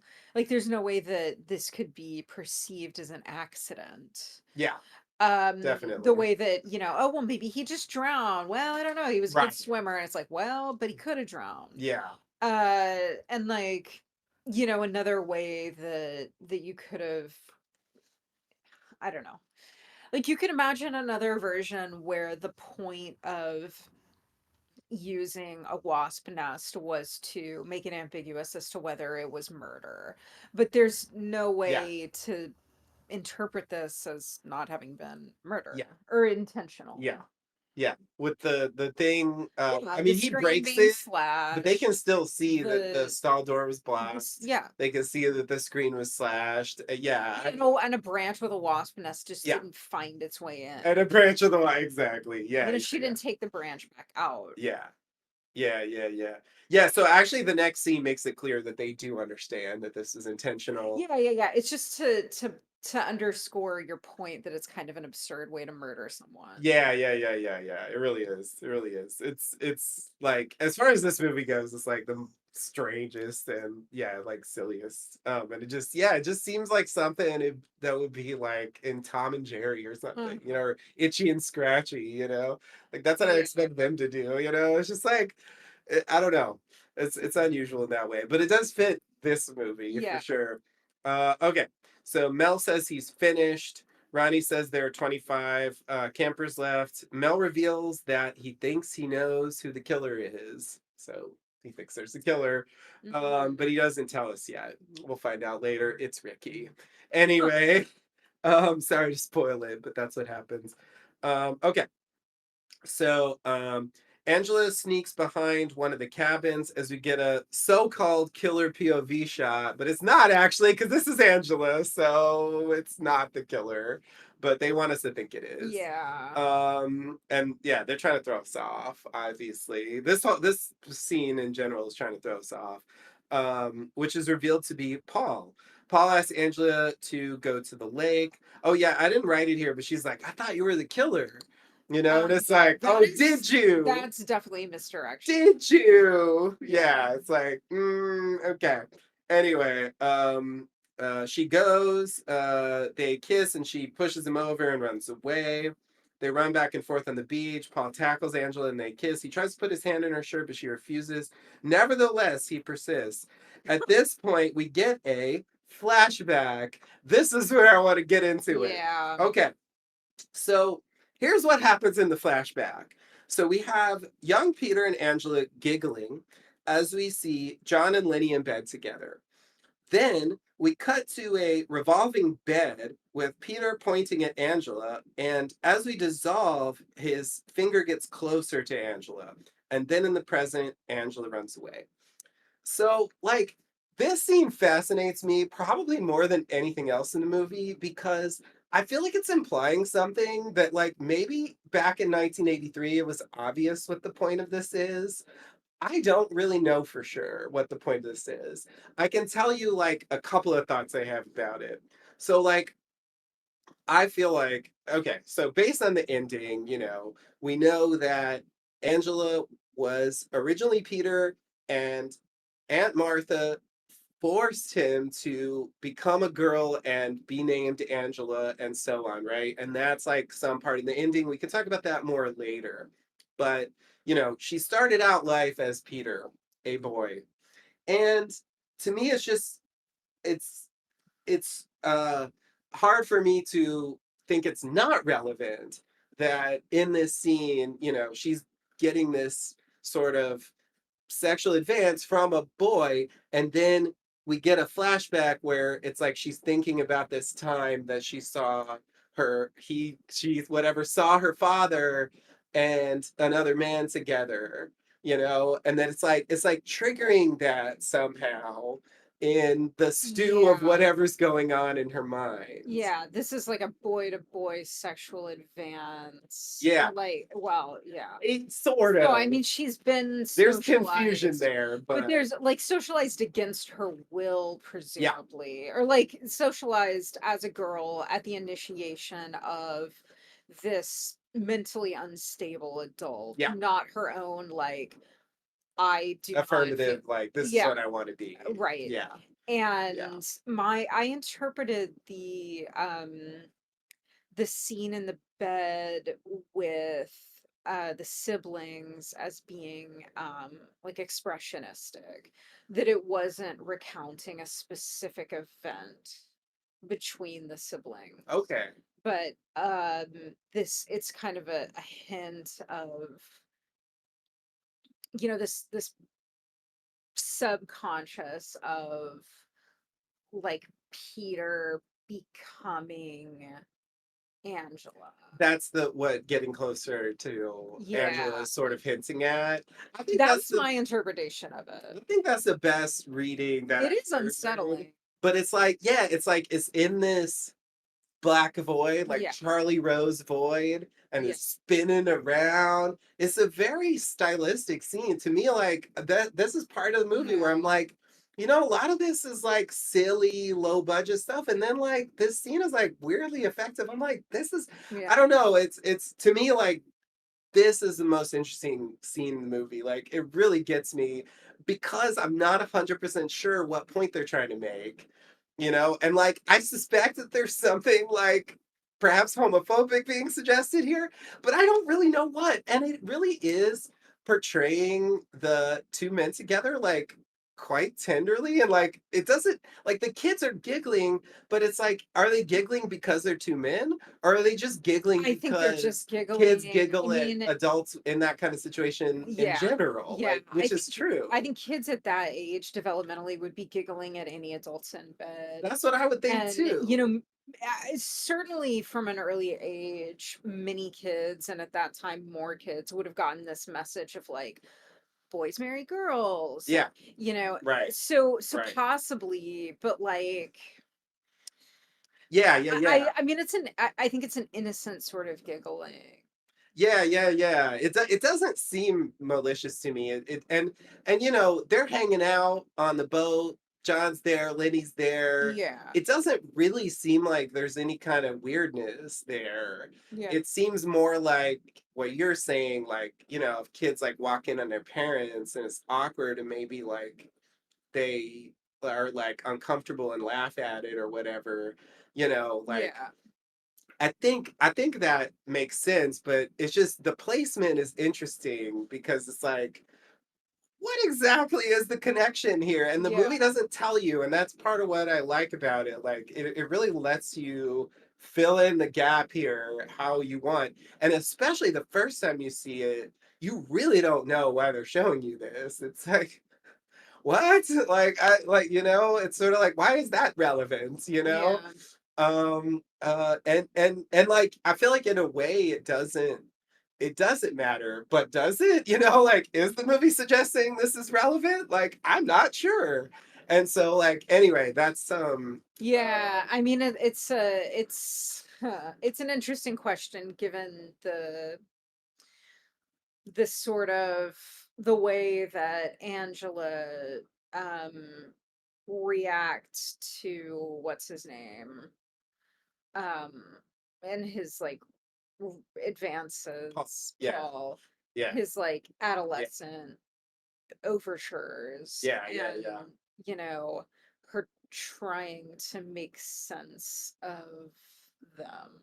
yeah, yeah. It's interesting. It's like I think she likes Paul, and like she's not like totally put off by him, but like she is also like uncomfortable, Yeah, clearly to a I mean, degree. she seems early on, like in that first scene where they talk, and then in I think one of the other ones, she seems to be responding to him like a crush Yeah, would. he's the first one that gets her to Um, talk yeah, yeah, on but I mean, screen. I mean, but that presumably could she talks be, to Ricky off screen, yeah, but like in but terms of just the camp, you know. yeah, but just to say, I mean, there's friendship and then there's crush, Yeah. and I think especially with teenagers or adolescents that line can be blurry. Hmm. But I then when the rubber hits the road, it's like he's trying to feel her up Yeah. and Yeah.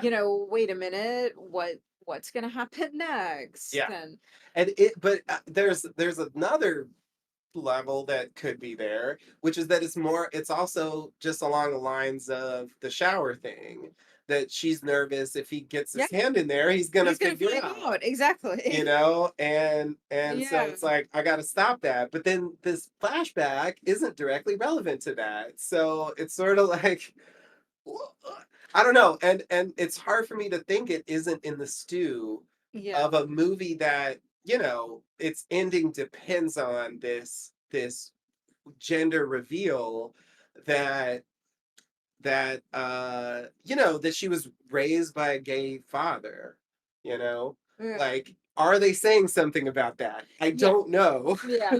It's a yeah, it's an interesting question, It's like what sense we are to make of that. yeah, like it's like I almost suspect they're implying something, but it's like because they don't say it, I'm not sure. Or is that just me? I don't know. Like it's Yeah, yeah. Does the movie function in exactly the same way if there's no relationship between Lenny and yeah. what's his name, Yeah, exactly, exactly. But Or is it just part of the stew of part of the gender story, yeah. confusion that is going on Yeah, in yeah. Angela's world? And it's like not necessarily like a problem, but like it's a thing that's like Yeah, I floating mean, in it her head. seems definitely connected to this weirdness with the mom as well. Of like, this is why I was so convinced, like, yep, her husband left Yeah. her because she's gay, It because does he's make gay. sense. It does make sense. It's just I feel like from the But yeah, no, lines, it's not that. yeah. So Anyway, at least I can settle that because there's just a lot about this that yeah. I don't know. Yeah, it's a very interesting I've seen sequence. it. I've seen it many times, and yeah, it's like it's interesting stylistically, but it's also interesting just conceptually, like what the point they're making here is. And I've heard many theories about it, and I've never heard one that was like entirely satisfactory to me. And the writer director like has never commented on it directly. And so it's like I just don't know for sure. Like I don't know, and I think that's part of what draws me in. That hint of something that allows you to think about it and like try to make sense of it. But it really, for a movie that, like I said, is like at times very cartoonish and very over the top, like it's strangely subtle what it's doing here. For a cheap slasher movie. Like I'm just like this I don't know. Mhm. And like even just seeing this, I mean, I do feel like for the 80s, like this is again, I don't know what their intentions were, but the way they portray this, it's like it seems like ahead of its time in a way. Like, cause I'm thinking about like cruising.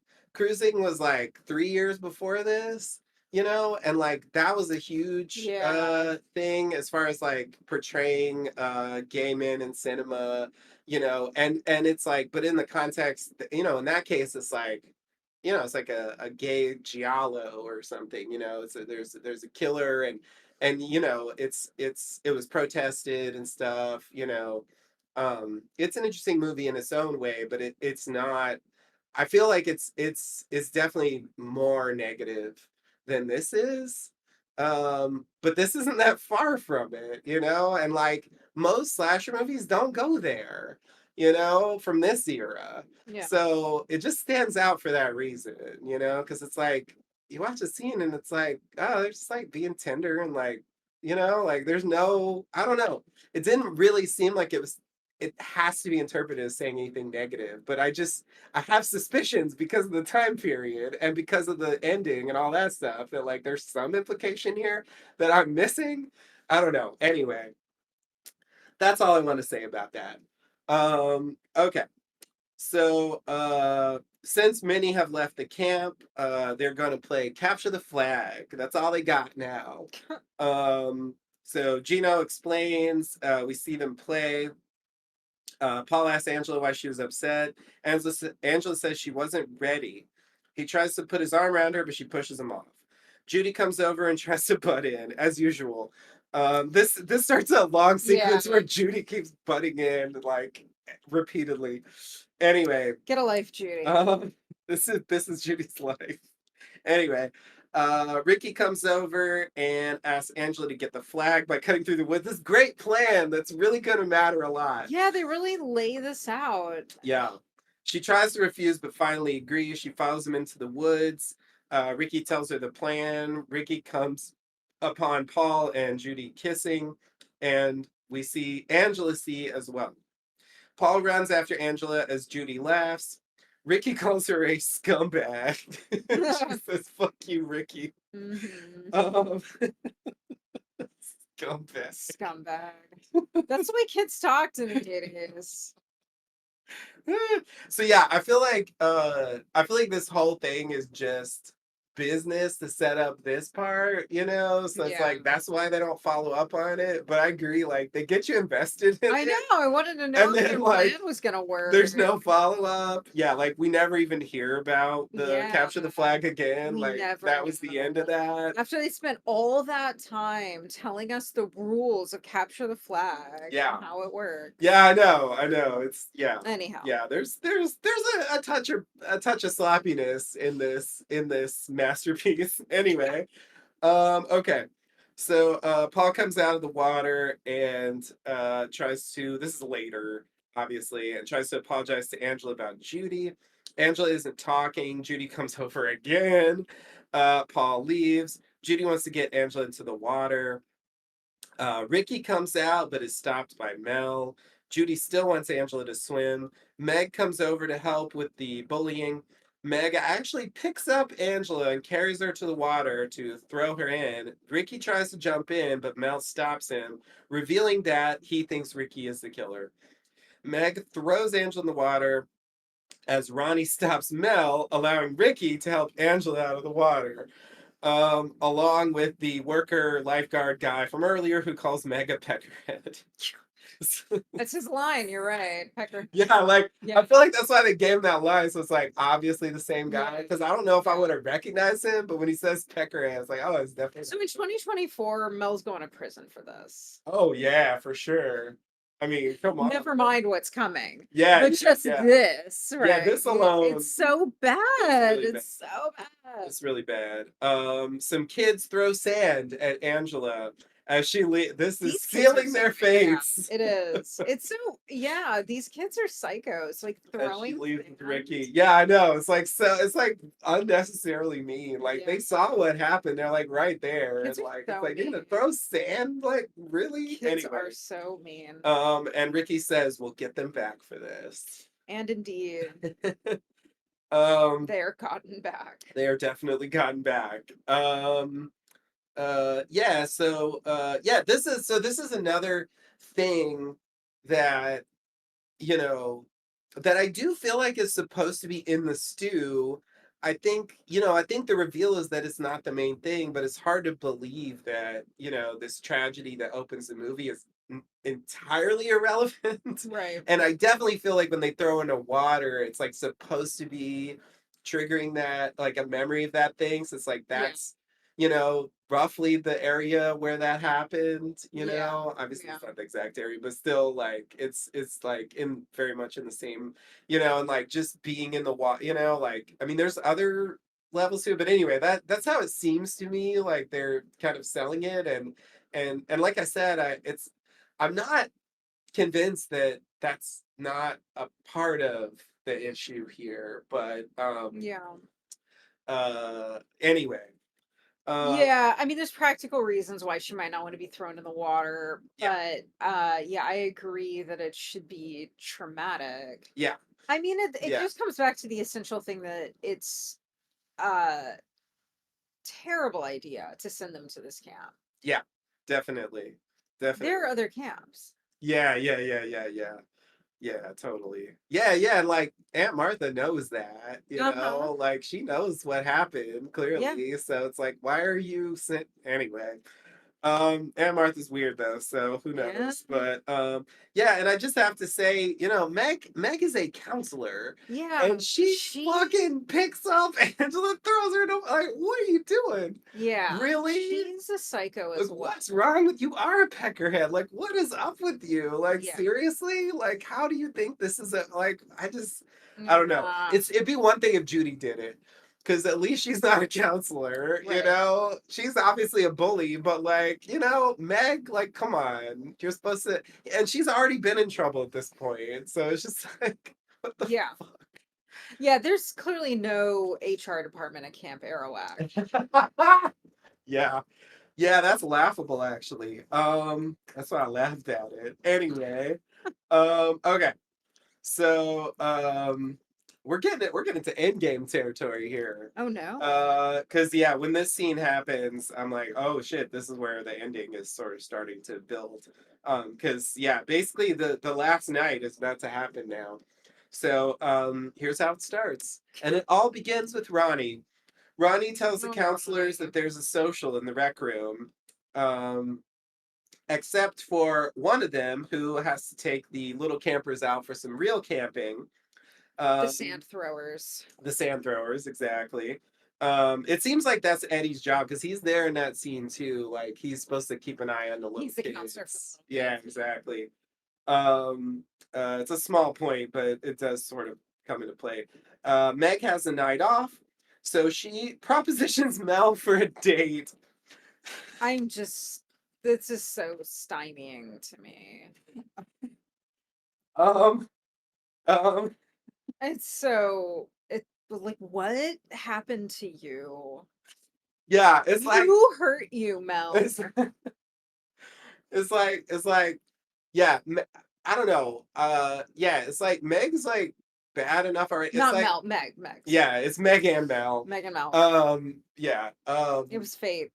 It does seem like it was fate. And like the weird thing is like she's like into it. She's like, yeah, I got a date tonight. Yeah, yeah, Woo! yeah, And yeah. Judy's That's like, the thing. who's it She was with? And like, she's like, it's a secret. yeah. And it's like, Mel? I mean, no offense. I'm sure, actually he's awful, but He's he's awful. awful as a person, let alone what he Yeah. looks like, and the fact that he's obviously like 60 something. But it's Yeah. like, what the fuck? Like, it's like totally bizarre. And there's no motivation offered. It's not like they even Right. go like, hey Mel, can you give Yeah. me a promotion? Or like, No, hey he's not even Mel, a silver can you fox. like get my punishment off Yeah. can you like get Ronnie off my back? Or hey, Yeah, yeah. anything, Yeah. anything. And if you watch closely, there are some earlier interactions with Mel and Meg Yeah. where that it's setting up for this. Very subtle, but it's there if you look for it. And I'm like, what the fuck is going on here? This is absolutely a good when you were talking about the HR department, I'm like, well, here's like the ultimate HR violation here. Like you really should like I Meg's mean, weird. Mel should not accept this. indeed. you know, Well, like yeah, the HR department is really going to get interested in Mel when he beats the shit out of one of the yeah, campers. But yeah, yes. yeah, exactly. This probably isn't even gonna rate on Uh-huh. the on the By the end list. of tonight, they're not even going to be worried about that. Yeah. And obviously Meg's initiating this whole thing, so it's Right. not like entirely Mel's fault, but Yeah. like it is his job to be like, Yeah. no, like In a no. yeah, a generation later, Meg would have been sent to a therapist, Yeah, yeah. who would have a diagnosis for wanting to sleep with Mel. Yeah, totally, totally. Yeah, that's a good point actually. Maybe it's just a manifestation of Meg's pathology. Like Yeah, something is wrong with her. Meg was molested by her father or Yeah, something. Like, yeah, there's just something, like, some horrible thing. you Yeah. you aren't like a good-looking 18-year-old girl and you go after like a 60-year-old man with a pot belly and a polyester suit. I know. I know. It's utterly absurd. Okay. So, let's see. Just to pick up here, Meg goes to take a shower for the date, but there's a line. Angela watches her leave, notably. Mhm. Meg showers in another cabin, and we see a figure enter with a knife. Incidentally, I think the knife is actually Mozart's knife. I thought so too. That's why they introduced the knife. Yeah. That's just a small point, but Really anyway. not necessary, and query how she got the knife. It is so not necessary, and of course, it's Like, the never counselor shown. probably should have done a better job of hiding that knife. Yeah. Come on, Gino, hide it Gino! better. That was a terrible accent, I apologize. All right. Yeah, so we see a figure enter with a knife. Meg is stabbed in the back through the shower curtain, the shower It wall. I looks wasn't. like the shower wall. Yeah, can you like? That's some flimsy ass shower. Like, what the It's fuck? the cheapest drywall on the market. Yeah, I guess that's what it's supposed to be. I It's don't know. weird. It was It's weird. amusingly over the top. Very amusingly over the top for sure. And then the killer washes off the blade and turns the water off very For thoughtfully. yeah, We mustn't waste water in all yes. this. Conserve water by all, at all cost. Uh, It is a little odd that she bothers to rinse off the knife, but it is. Yeah, it seems unnecessary, but she's completely unconcerned about fingerprints. there's really, yeah, and like based on where we end things, like it's she's not really hiding things Yeah, that's in true. the end here. Like it feels like she's going into end game mode in Yeah. this sequence, and she's gotten it all. Everything's gonna be Yeah. finished now. I'm gonna get everyone who wronged me tonight. Yeah. It seems like that's the point. Um, okay. So Eddie takes the little campers camping. He's not into it. That's all I wrote. We'll come back to that. Um, Paul meets Angela coming out of the rec room. She asks about Ricky. Paul apologizes again. Judy walks by with some other boy. She looks away. That's Angela looks away and says, "Meet me at the waterfront after the social." And he agrees. And this is one of those shots where she's looking away from him, but the camera's Yeah. got her point of view. And when you know where this is going, it's like, ooh, yikes. She's clearly planning to kill him at this point. Yeah. Um, Which I also just want to say, it's not just that he apologizes, but he insists that she forgive him, yeah, which is not a good way to apologize. Yeah. Yeah, and I think another thing is like he apologizes for the thing with Judy and for calling her a prude. Uh-huh. He doesn't apologize for the thing at the beach. Like he sort of Yeah. apologized for that earlier, but like to me, like that was the bigger I don't know. Anyway, I feel like he had more to apologize for than he really did. And you're right, he's like weirdly pushy He's like, about I'm it. sorry, you have to forgive me. Yeah. Yeah. Yeah. No, Okay. I think the point of view of the movie is that he earns his death, by being this way. That's how it seems to me at least. Because I think like you said earlier, like in general, the people who die are people who wronged Angela in one way or another. Yeah, And it's Ricky doesn't die, interesting. of course.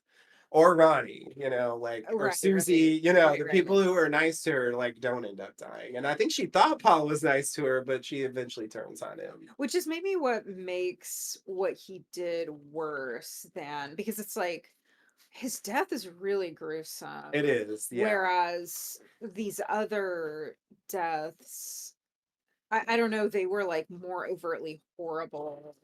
Like, what they did was more, blatantly bad. Yeah, But with Peter, he was also, um Paul. sorry, Paul, right, Peter is the right, Peter's brother. the brother, right, Yeah. right, Paul. With Paul, he was also kind of like, she trusted Yeah. him.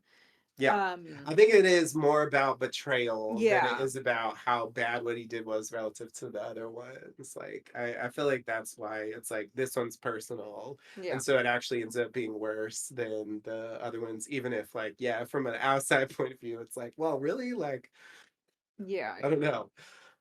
Yeah, some of them didn't seem as bad. Okay. Uh, so so one of the kids is so over, with Eddie and the kids. Um one of the kids is cold and complains to Eddie wanting to go back. Eddie agrees to take a couple of them back, leaving the others there sleeping soundly. with a hatchet. Killer POV at this point on the sleeping kids, and the killer looks at the hatchet, which they set up earlier, um to yeah, Yeah. presumably be the murder weapon, because those kids threw some. Yeah, these are the ones where it's just sort of like, "Really?" It does seem, yeah, it does seem like a bit much in terms of the, yeah. Like that's a very, very minor infraction Yeah, relative so to that's when everyone it else. just really gets absurd. Yeah, yeah, this part is absurd for sure. Um, okay. So Mel arrives at the rec center and asks Susie about Meg, who didn't show up for their quote meeting. Um Yeah. Okay, Mel. Anyway, Judy makes out with the asshole boy, but he kisses, quote, too wet. Mel arrives, and the boy hides under the bed. Mel's looking for Meg. Judy tells him that she was taking a shower a while ago in the cabin next door. So Mel leaves, and then Mike, I guess, who's the other boy, comes out from under the bed and wants to leave so as not to get caught. Judy berates him about it as he leaves. Sticking shit. Yeah, All I right. this is Very charming, Judy. yeah, you enjoy her rejection. Like, wow, Yeah, Judy yeah. you can't even give it away. Yeah, yeah, yeah, totally. I guess that's, yeah. Even though I think his point's valid, like it's like very easy to get caught in this circumstance, and like Mel was just there, and like anyway. Um, okay.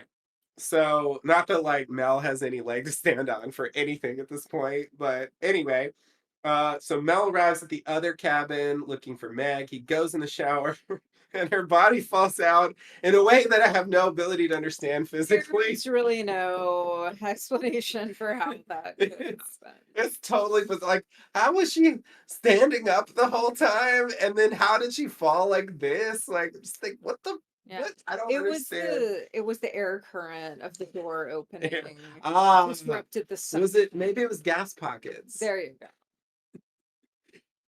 Okay.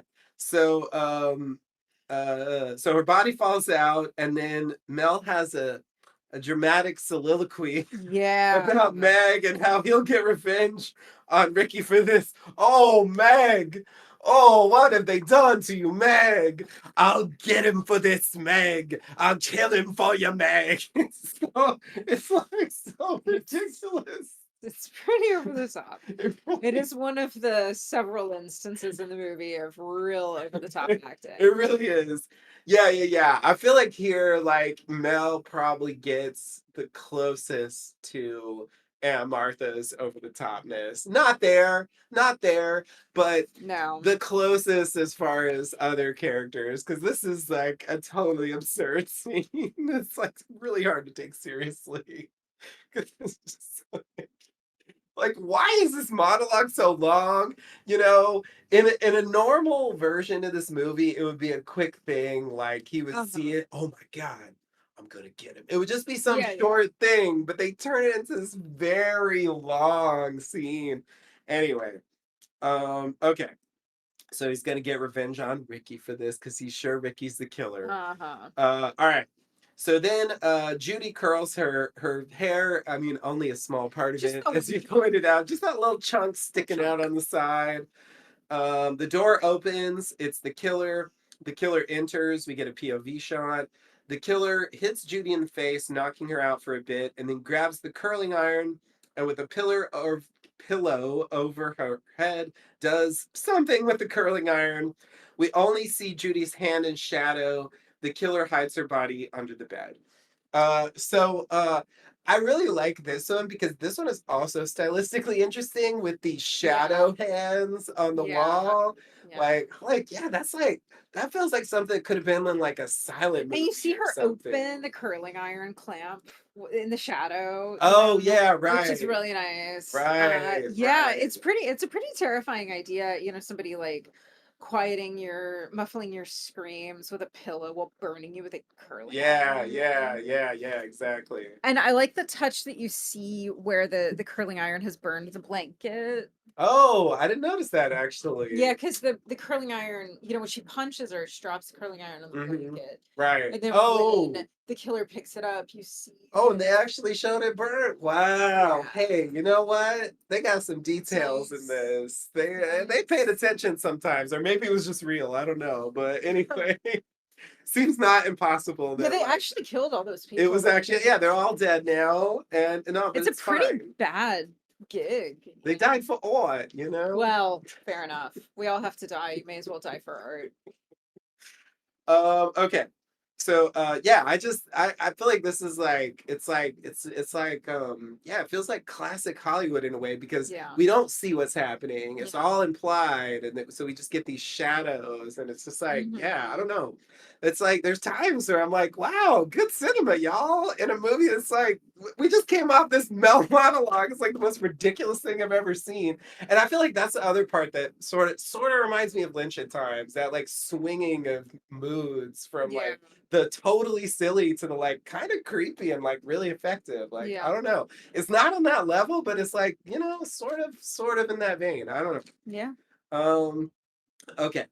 So Eddie comes back and the kids have been murdered God. and he throws up and then he runs for help.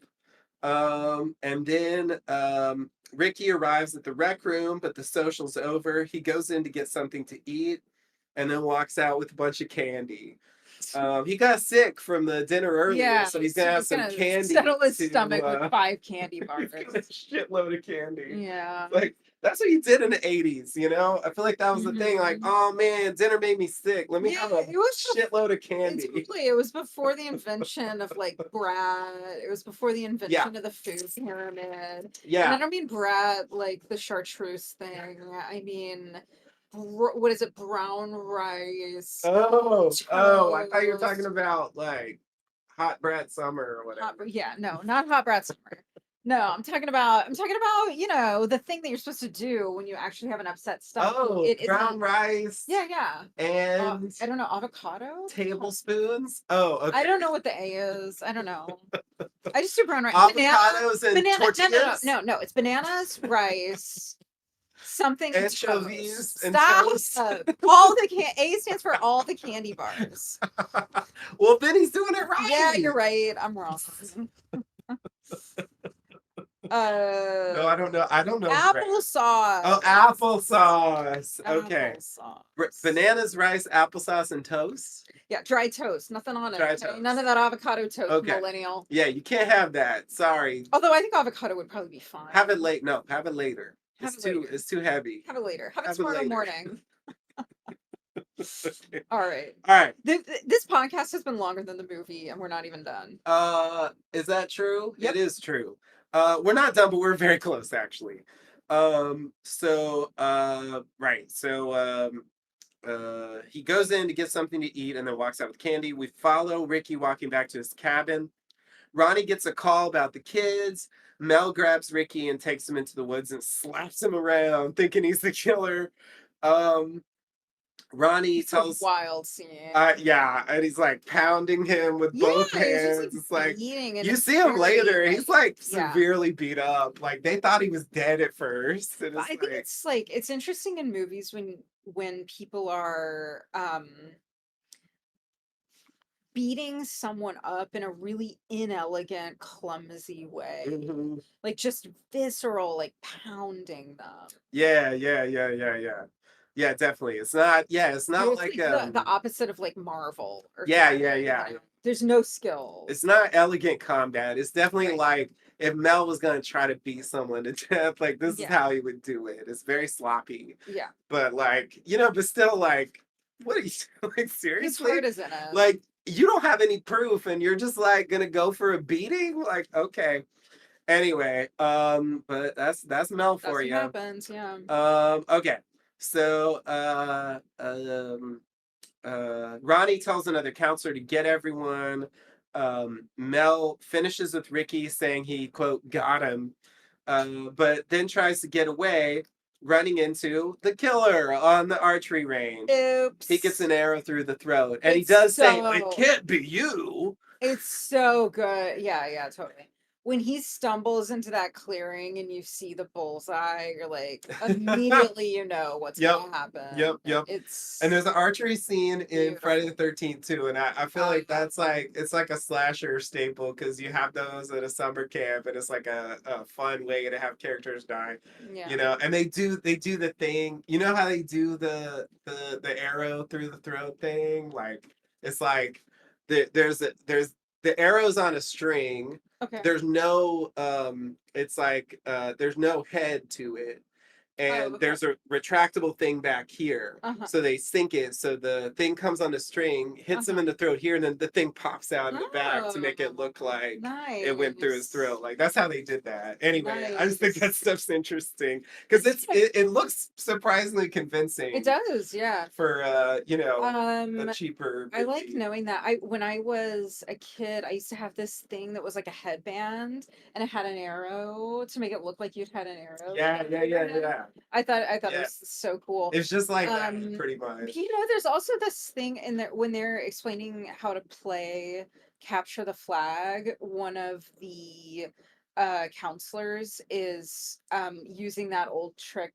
Do you know what I'm talking about? He's like pretending that he's putting the flag down the Oh yeah, yeah, throat, yeah, yeah, but yeah. he's just like I putting think it that in was so Gino actually. anyway, it's the kind of thing that, when you see it, it's like nostalgic to see that kind of thing because yeah, Yeah, um but it also reminds me of this like, trick photography thing. yeah. Anyway, Yeah, yeah, yeah. Yeah, it's definitely a it's like classic classic old illusions, school physical, gag. yeah, And physical and effects, like the other guy is like practical effects. interrupts him and like Yeah. asks him to explain the game. He's like, oh ha ha ha, Yeah, and he like just like yeah, the facade is immediately dropped. yeah, Yeah. yeah, yeah. He was just doing that in the background. Yeah, it's like Mhm. unnecessary again. Like it's like, but it adds It something. does add something, and one thing it is just sort of like feels realistic, Yeah, because totally. yeah, the counselors are goofing around. Yeah, yeah, Yeah. yeah. Trying to like make the best of this like disaster of summer camp at this Right. point. Right. Okay. So yeah, so Mel gets shot through the And we neck. get definitive proof that it's not Ricky. Right. Like if we thought it was Ricky, we know we can cross him off the list. Right. And I feel like the only other suspect that I might have, I mean, there's other suspects that like would be, if they want to surprise us and do a reveal, but in terms of like what the movie shows, I feel like Paul's the only other one that I might suspect was the killer. That he is Yeah. in that scene with the fake killer POV, that's him, and Mhm. that's the one where she's like, I Yeah, thought you were the yeah. killer. That's And the yeah. idea that he would try That's to some do that for Angela, misdirection. like that seems like I like in retrospect, no, obviously that's not true. But anyway, I'm just thinking like what Yeah. else would I be thinking at this point? Even though I do think like Angela's the killer is the most reasonable thing, but it's hard for me not to think that at this point. Yeah, it's hard to remember back to when you first see Yeah, something. yeah, yeah, yeah. Okay. So then Frank the cop arrives. Ronnie says there's a killer loose. Frank has everyone look around. I just have to point out here that just a weird behind the scene detail. I don't know if you noticed this, but like there's an earlier scene when Frank comes for the first time with the guy in the canoe, you know, um that's the first time we see him, and he has a mustache. So like behind the scenes, between the filming of those two scenes, or they had to do reshoots, I'm not sure which, he shaved his mustache, had to come back. So he's got this fake It's mustache so on. fake Did looking. you? Okay, you Yeah. notice how bad it is, It's right? really bad. It's like one of the worst fake Yeah. mustaches I've ever seen on The film. Blu-ray really, like, the detail, it's extraordinary. It reminds me of a mustache that I got for very cheap for a Halloween costume. That is absolutely what it looks Yeah, like like. you can see the like netting or whatever that Yeah, you use to tape it to your face. yeah. I love it though. Why not? It's You it's see some bad wigs in TV and movies. Yeah. I think for this movie, it's fitting and it works. But I also think like they could have just had him not have a mustache. Like, who cares? He shaved between the scenes. Like, it doesn't Yeah. like why? Like, Yeah. it just seems so It used to unnecessary. bother me when I would watch TV and it would be the end of season and then the start of the next season and it's supposed to be like the next day, but their hair is really Totally different. different. Yeah. It's like, come on. Yeah, that always happens. That's just a production Never problem. mind all the suspension of disbelief that was required for the shows that I was watching. Somehow that was too much for me. Yeah, It's like, yeah, oh, okay, yeah. yeah, we're talking Star Trek, or like X-Files. Like I'm believing this alien conspiracy, but like Scully's hair is shorter than it was supposed to be. It bothers me too, though. I understand. I don't know. There is something.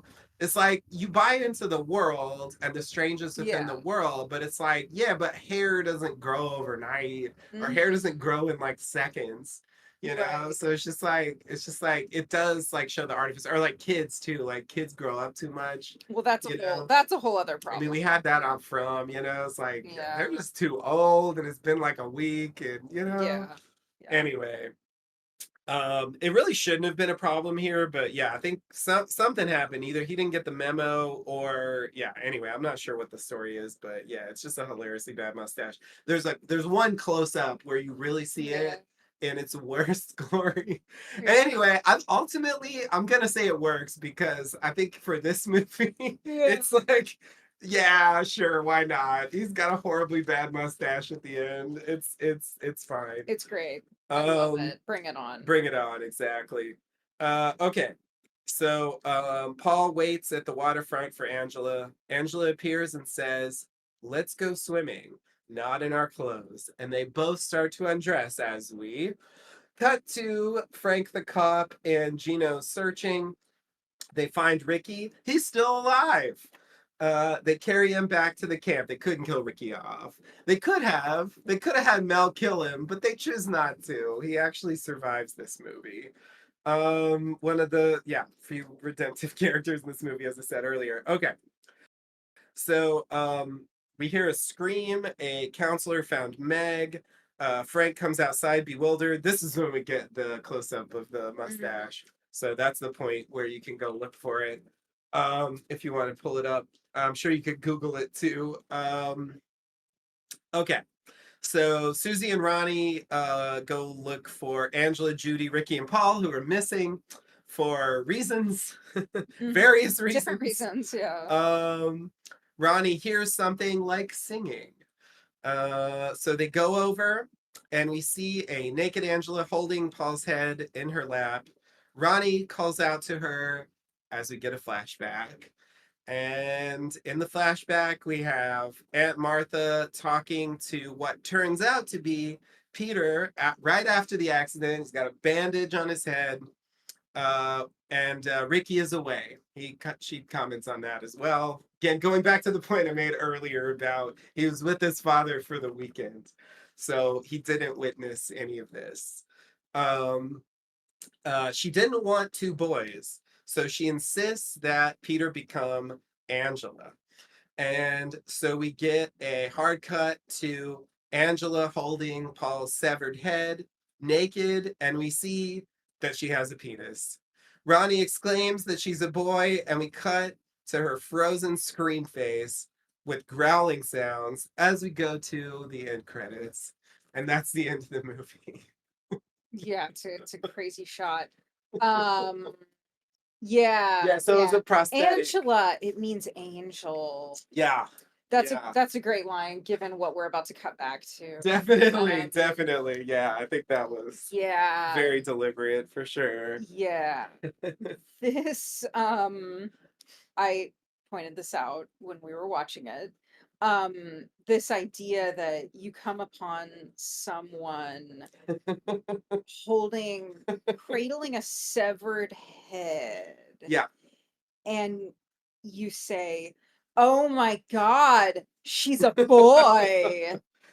Not, "Oh my Yeah. God, she's holding a severed Yeah, yeah, head. yeah, Oh my God, she decapitated Paul." yeah. Yeah. Um, I feel like it's more what they want the audience to say than what the characters actually should be saying, yeah, you yeah, know? yeah. Like, because that's what they want us to focus It on. is certainly a reveal. Definitely. Yeah, Um, definitely. and it's not something you see every day in cinema. Definitely not. Yeah. Yeah, I mean, I definitely think in the spirit of this movie, it makes sense that they would go there. So I have a few comments to make about this. I bet you do. Um, because, after that earlier flashback, which actually to me is the most interesting, this is probably the second for me notable like thing about this movie that's like touching on something that is real, but that like the movie is treating in a way that is definitely dated. And I think it's worth pointing out that um, in slasher lore, and I mean specifically in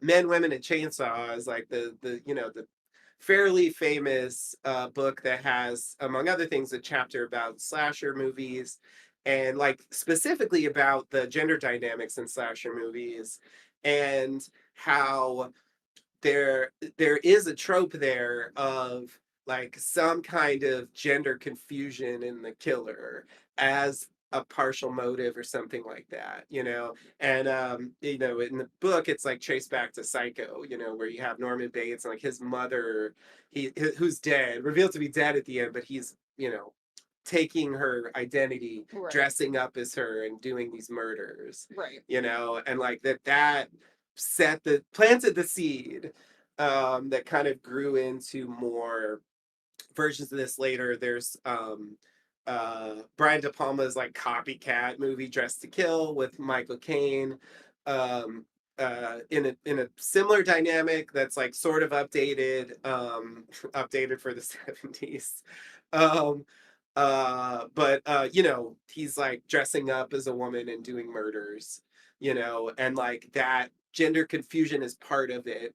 What is interesting to me about those two, because I actually think this is somewhat less common. This particular thing, I mean, there's gender dynamics in every slasher movie for sure, but specifically gender confusion of the killer isn't something that happens in every movie. Like, um, Halloween doesn't really have this. Right, Nightmare on right, Elm right. Street doesn't really have this. Friday the 13th doesn't have this. The killer actually is a woman in that case. Um, I guess you could argue when she speaks with Jason's voice that like actually the writer of Friday the 13th did say it was specifically an inversion of the Psycho thing. Mm, Instead of the son that taking the sounds about right. mother's sort of, it's the mother taking the son's kind of Yeah. like not necessarily, I feel like it's not quite that, but anyway, that it's like sort of there. Uh-huh. Um, It's like a Texas Chainsaw Massacre. yeah. Texas Chainsaw Massacre has a bit of it, definitely. Like Leatherface dresses in Yeah. women's clothes at a certain point. So, and there's like a weird family thing happening, and like the gender stuff is part of it for sure. So yeah, it's definitely it's there, but it's not in all of them. But I think there is. I think that's what they're pulling from, at least in part, like that heritage. Uh-huh. Um, but the point I wanted to make about it is that at least in the case of Psycho and in the case of Dress to Kill, which is copying Psycho, so it's like it barely counts as separate. But anyway, um, uh, it is it is the female part that is the the providing the killer impulse, you know, the female part within the confused man, or perhaps he is supposed to be some kind of transgender. You know, they didn't speak in those terms back then, so they don't say anything like that. But whatever you're supposed to think, it is the female part that is the um, uh, driver of the murderous impulse. You know, and in this case I feel like we're invited to think it's actually the other way around. I can't say for sure because they don't say this, but I feel like because the reveal is, oh my God, she's a boy, we're seeing a penis, we're getting this, you know, big reveal of the killer, that they are suggesting it's actually the sort of male side of Angela that is doing the murderous rage. Like, at least to me, it seems like you Yeah. could read it that way. Yeah, I could see that. I don't know for sure if that's what they're implying, but like at the very least, it doesn't seem to me like Angela has in a way discarded the you know, she's revealing herself fully, and so it feels like it isn't the female part of Angela that is doing the murder here, you know, like it seems like she's sort of dropped that in this place, and I think maybe um that's what we're supposed to. So anyway, in that sense it is a bit different from those other ones, and because it isn't you know it is uh it is something that is forced upon her, you know, in the case of Norman Bates and Michael Caine's character in Dressed to Kill, this is something they just do of their own accord because, you know, I mean, there's like background stuff, but they aren't forced to do it. Right. You know, no one forces them to put on those clothes Right. and do, you know, but like she is actually forced to do this by Aunt Martha, who is clearly a deeply disturbed person, Yeah. and we only understand fully how disturbed by the end, right? Because like the opening scene, she's weird and quirky and unsettling, but she doesn't do anything Yeah. overtly horrible in Yeah. that opening scene, Yeah. you know. But then when you see this, it's like, oh, okay, so the pathology is deep there, Yeah. you know, having to do this, and you know, opinions. So I've read a number of articles and listened to a number of podcasts about this. You know, like I said at the beginning, I'm no expert. Don't treat me as any kind of authority on this topic.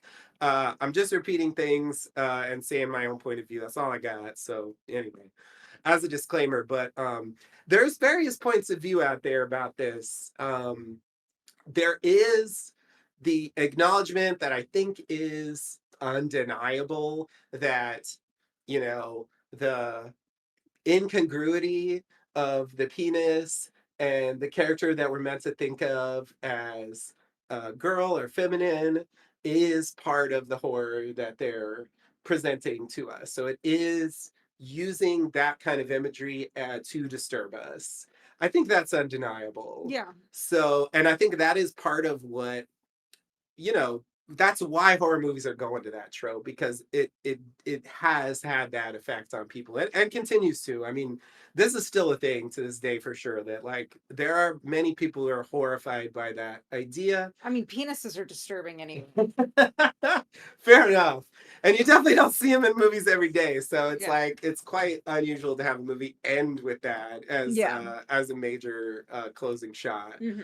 um so like that I think most agree on. And like a nude child is also scary, and the Yeah, severed head. Like the yeah. whole, it's a It was very, actually an adult who did the of body course. thing, just Of for the record. course. No, I It understand was what like a you. mask. Yeah, it doesn't look that convincing, honestly. I feel like it's pretty good considering how low budget it Yeah, is. but the neck is really too But long. I agree, you can tell. Yeah. You can But tell what they're it's, doing. yeah, it's I actually feel like the artificial nature of it like makes makes it it extra scarier. unsettling. Yeah, Yeah. it's really unsettling. Yeah. Yeah. So I guess, yeah, I guess it works for me on that level. Yeah. But you know, opinions differ about the implication of like you said at the beginning, like the fact of being transgender makes you a murderous person, like just that idea that like is sort of there, or like if you're doing that, you must be really disturbed, you know. Um, but there is the other point of view out there that I think is like somewhat valid, that because even though it's this is an 80s context, because she is forced into it, you can actually read it the other way, that it's about being forced to live Yeah, right, as a right. gender that you don't identify with, Right, that right. is the rage.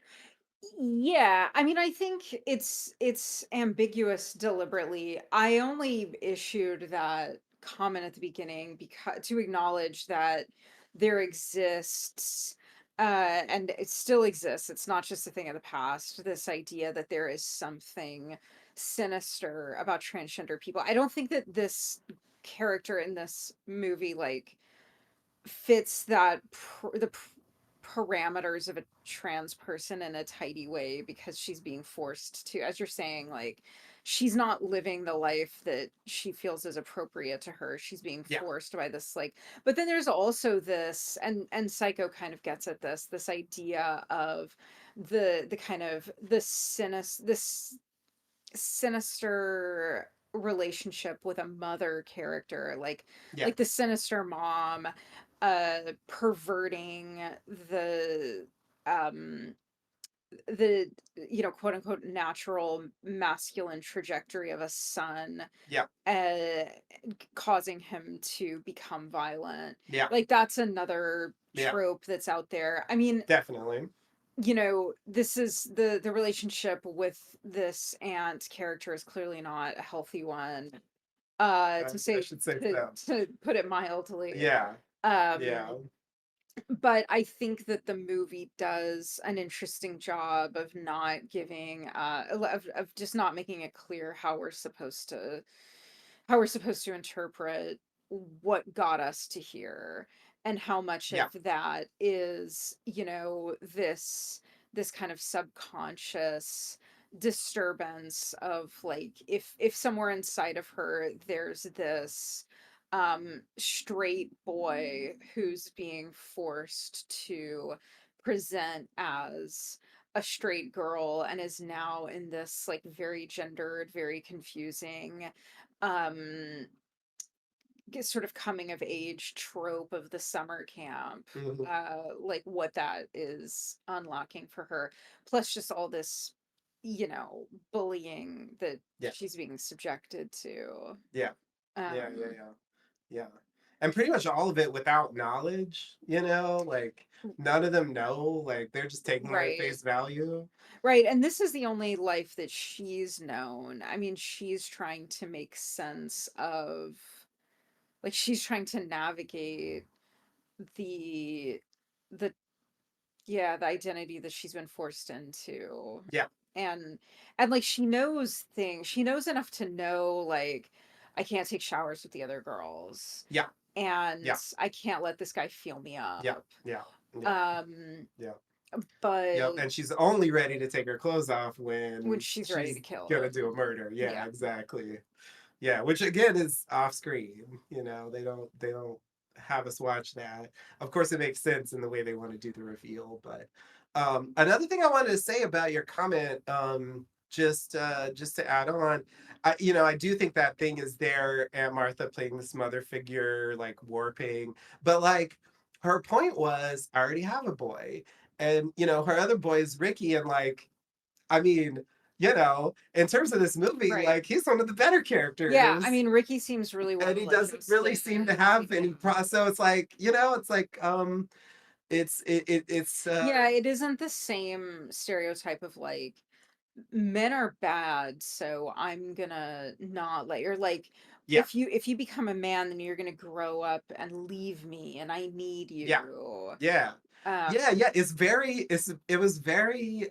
it's a very flimsy and weird like obsession with symmetry. It's like, well, I already yeah, have a boy. I don't want two. So you should be a girl. Like that's it. That's the explanation. yeah, It's like So it's like, yeah, I feel like that doesn't, I don't know. It doesn't lend itself as well to, some of that tropier stuff, even though it is like, you know, hinting or at least playing in those waters, for sure. Yeah. But like the wider context means like, I think it wasn't just that, like she was fine having a boy and letting the boy be a boy as normal, more or less. And like, but yeah, she's like, was so warped that, I mean, it's someone who's like family just died, and then you're gonna be like, now, I mean, it's just, it's ridiculous. It's hard. I mean, it's at the heart of the thing, and that's where, um, I wonder about the stew, that's going into these murders. Like we get this reveal, and I do feel like the reveal invites us to think this is the reason. This is the thing we didn't know that explains why these murders are happening. And I think, I'm fine with that. It just seems notable that that wasn't the only bad Yeah, thing that and I happened don't to think that Angela. exactly. I don't think that most of the murders need an explanation. Most of them, it's like, yeah, well, she did the thing to the chef because he Yeah. tried to rape Yeah, yeah, yeah, her, yeah, yeah, yeah, yeah. and she kills Meg because Meg is just like a relentless Peckerhead. peckerhead. I was about to drop the C word. Oh, I see. She's just so awful, just Yeah, bullying her. I definitely mean, awful. Yeah, yeah, anyway, I yeah. but the the situation with Paul, mm, w- perhaps warrants this more um specific Hmm. context, if Yeah, not like justification, but right, context right. of, like, the stripping That's naked, what brings that the out. the sort of cradling. Yeah, Yeah. yeah, yeah, yeah, yeah, yeah, yeah, yeah. And that's the other thing I was gonna say. Like, is there a sense in which, and again, like, it's hard for me to talk about this because, you know, the frame of this movie is like totally dated. So like the way I'm talking about it sounds sounds very callous. So anyway, I just want to acknowledge that. But anyway, I'm just gonna say it because I feel like this is in the movie. So like the idea that she's really a boy, right? This is the way they frame it at the end, right? And then the flashback to the gay father, it's like, is there a sense in which, you know, like Peter actually would have been gay, but now he's living in this mode of being a straight girl, Right. like that's like Right, a right. layer of the This confusion. Yeah, that there is like there could be this potential for a a romantic relationship between Peter and Paul, but Yeah, Paul knows Peter as Angela, and Peter has been living as yeah, Angela. But I yeah, mean, at the end of the day, we're following a child who has been the victim of 8 years yeah, of yeah, abuse, and um like the idea that a first brush with romance would call to mind whatever prior points of reference she has for romance yeah, makes sense. yeah. And the idea that one of those be because I don't think Aunt Martha's getting a lot of dates. um Oh boy, yeah, so if this idea of like, well, maybe we can, I don't know, it's not like the Crying Game or something, mhm, but yeah, I don't know, it's a stew. But I like the ambiguity of it. yeah, yeah, yeah, It's yeah, weird, it's a yeah. And very weird movie tonally, it's weird thematically. Yeah. to go from this family tragedy that we open a movie with to this, into the arms of Aunt Martha, Like immediately, right? He's got the Yeah. bandages on Trauma, yeah, yeah, you're right. The trauma when that's happening. reaccident. So that's why I feel like that opening scene is part of the thing. It's just not the only thing, you know. Yeah. And obviously it's, this other stuff goes on for longer and so on. So Yeah, no, it's just weird that it happens. Yeah, anyway. Yeah. yeah. Yeah. So yeah, yeah, exactly where I don't know. Again, like I said, throughout, like it's one of the things that keeps me coming back to it, aside from the general enjoyment, because the movie is surprisingly fun for like the dark places it goes sometimes. Like a lot of it is like it could just be like a dated, fun, like 80s teen summer camp comedy. Like it feels like it almost wants to be that movie sometimes. Mhm. When it's not really acting like it's a slasher movie. Mhm. And then when it does wade into those waters, it does so in a way that is sort of like, yeah, it has more subtlety than I would expect, given like the tone of some of the scenes of the movie. And so I do appreciate that because yeah, it really lets you fill in a lot of gaps, and I just appreciate that because it's just not normal. There's, if you watch a lot of slashers, like, usually it's explained, or at least like, um you know we're not really supposed to have it, it's like, um um Michael Myers was always just evil personified, like there's no thing where it's like, oh, this is why he's bad. Yeah. But I like that, cuz like Freddy Krueger, it's the opposite. It's like, here's your really specific explanation. Yeah. And yeah, I know I find that a little bit limited. I think it's like there's an explanation for like what he's doing now, but there's still no explanation for like why is he bad, because he was bad before, you know. Yeah, I just mean motive wise. Yeah, Like yeah, yeah, I'm yeah. not necessarily like, I think the human mind craves a clear motive, but then once you get it, it's sometimes too reductive. I think what I like about Nightmare on Elm Street, like the original, is that you are invited to believe that the point is to come back after the kids who did this vigilante murder. And I think that works. And I think that is true. But the movie doesn't say that out loud ever. Freddie never says it. And it was interesting watching the remake because like he just went on and on about it. Like it was like, shut up, Freddie. Yeah, Oh my and that's what I'm talking God. about. Like that's just not boring. That's not interesting. And people say they want clear answers, but it's actually not good when you get Yeah. them. Yeah, yeah, yeah. But yeah, your larger point I take, like I do love Nightmare on Elm Street in its own way, but I think like it is not as rich as this movie is. Yeah. For sure.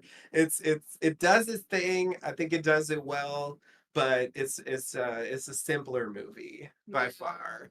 And it's like, there were so many disposable 80s slashers, that like you watch and it's like Yeah. whatever, it's doing a formula, and I just think like accidentally or on purpose, I think a bit of both. Like they just really did something special with this movie, Yeah. that really stands out from that pack. Like it's good luck. I mean, I've done searches, like I've wanted to find more movies like this, and there's very few. Yeah. It's not a thing that happens all the time, and yeah, so I really appreciate it on that level. Yeah. And yeah, I think, I don't know. Yeah, Maybe I that's mean, it. yeah, What I think that's anything good. I else? think that's pretty good. We went only an hour longer than the movie, Hey, not which I think bad. is pretty good. Not bad. I think the big takeaway is summer camps, not a good idea. Yep. Send your kids to work, Yep. make them get summer jobs. That'll be healthier probably. Yeah. Just make sure Yeah. they're not working for Mel. Oh my God. Yeah. Yeah. Well, until next time. Till next time. Buzz, Buzz, buzz, buzz, buzz. buzz.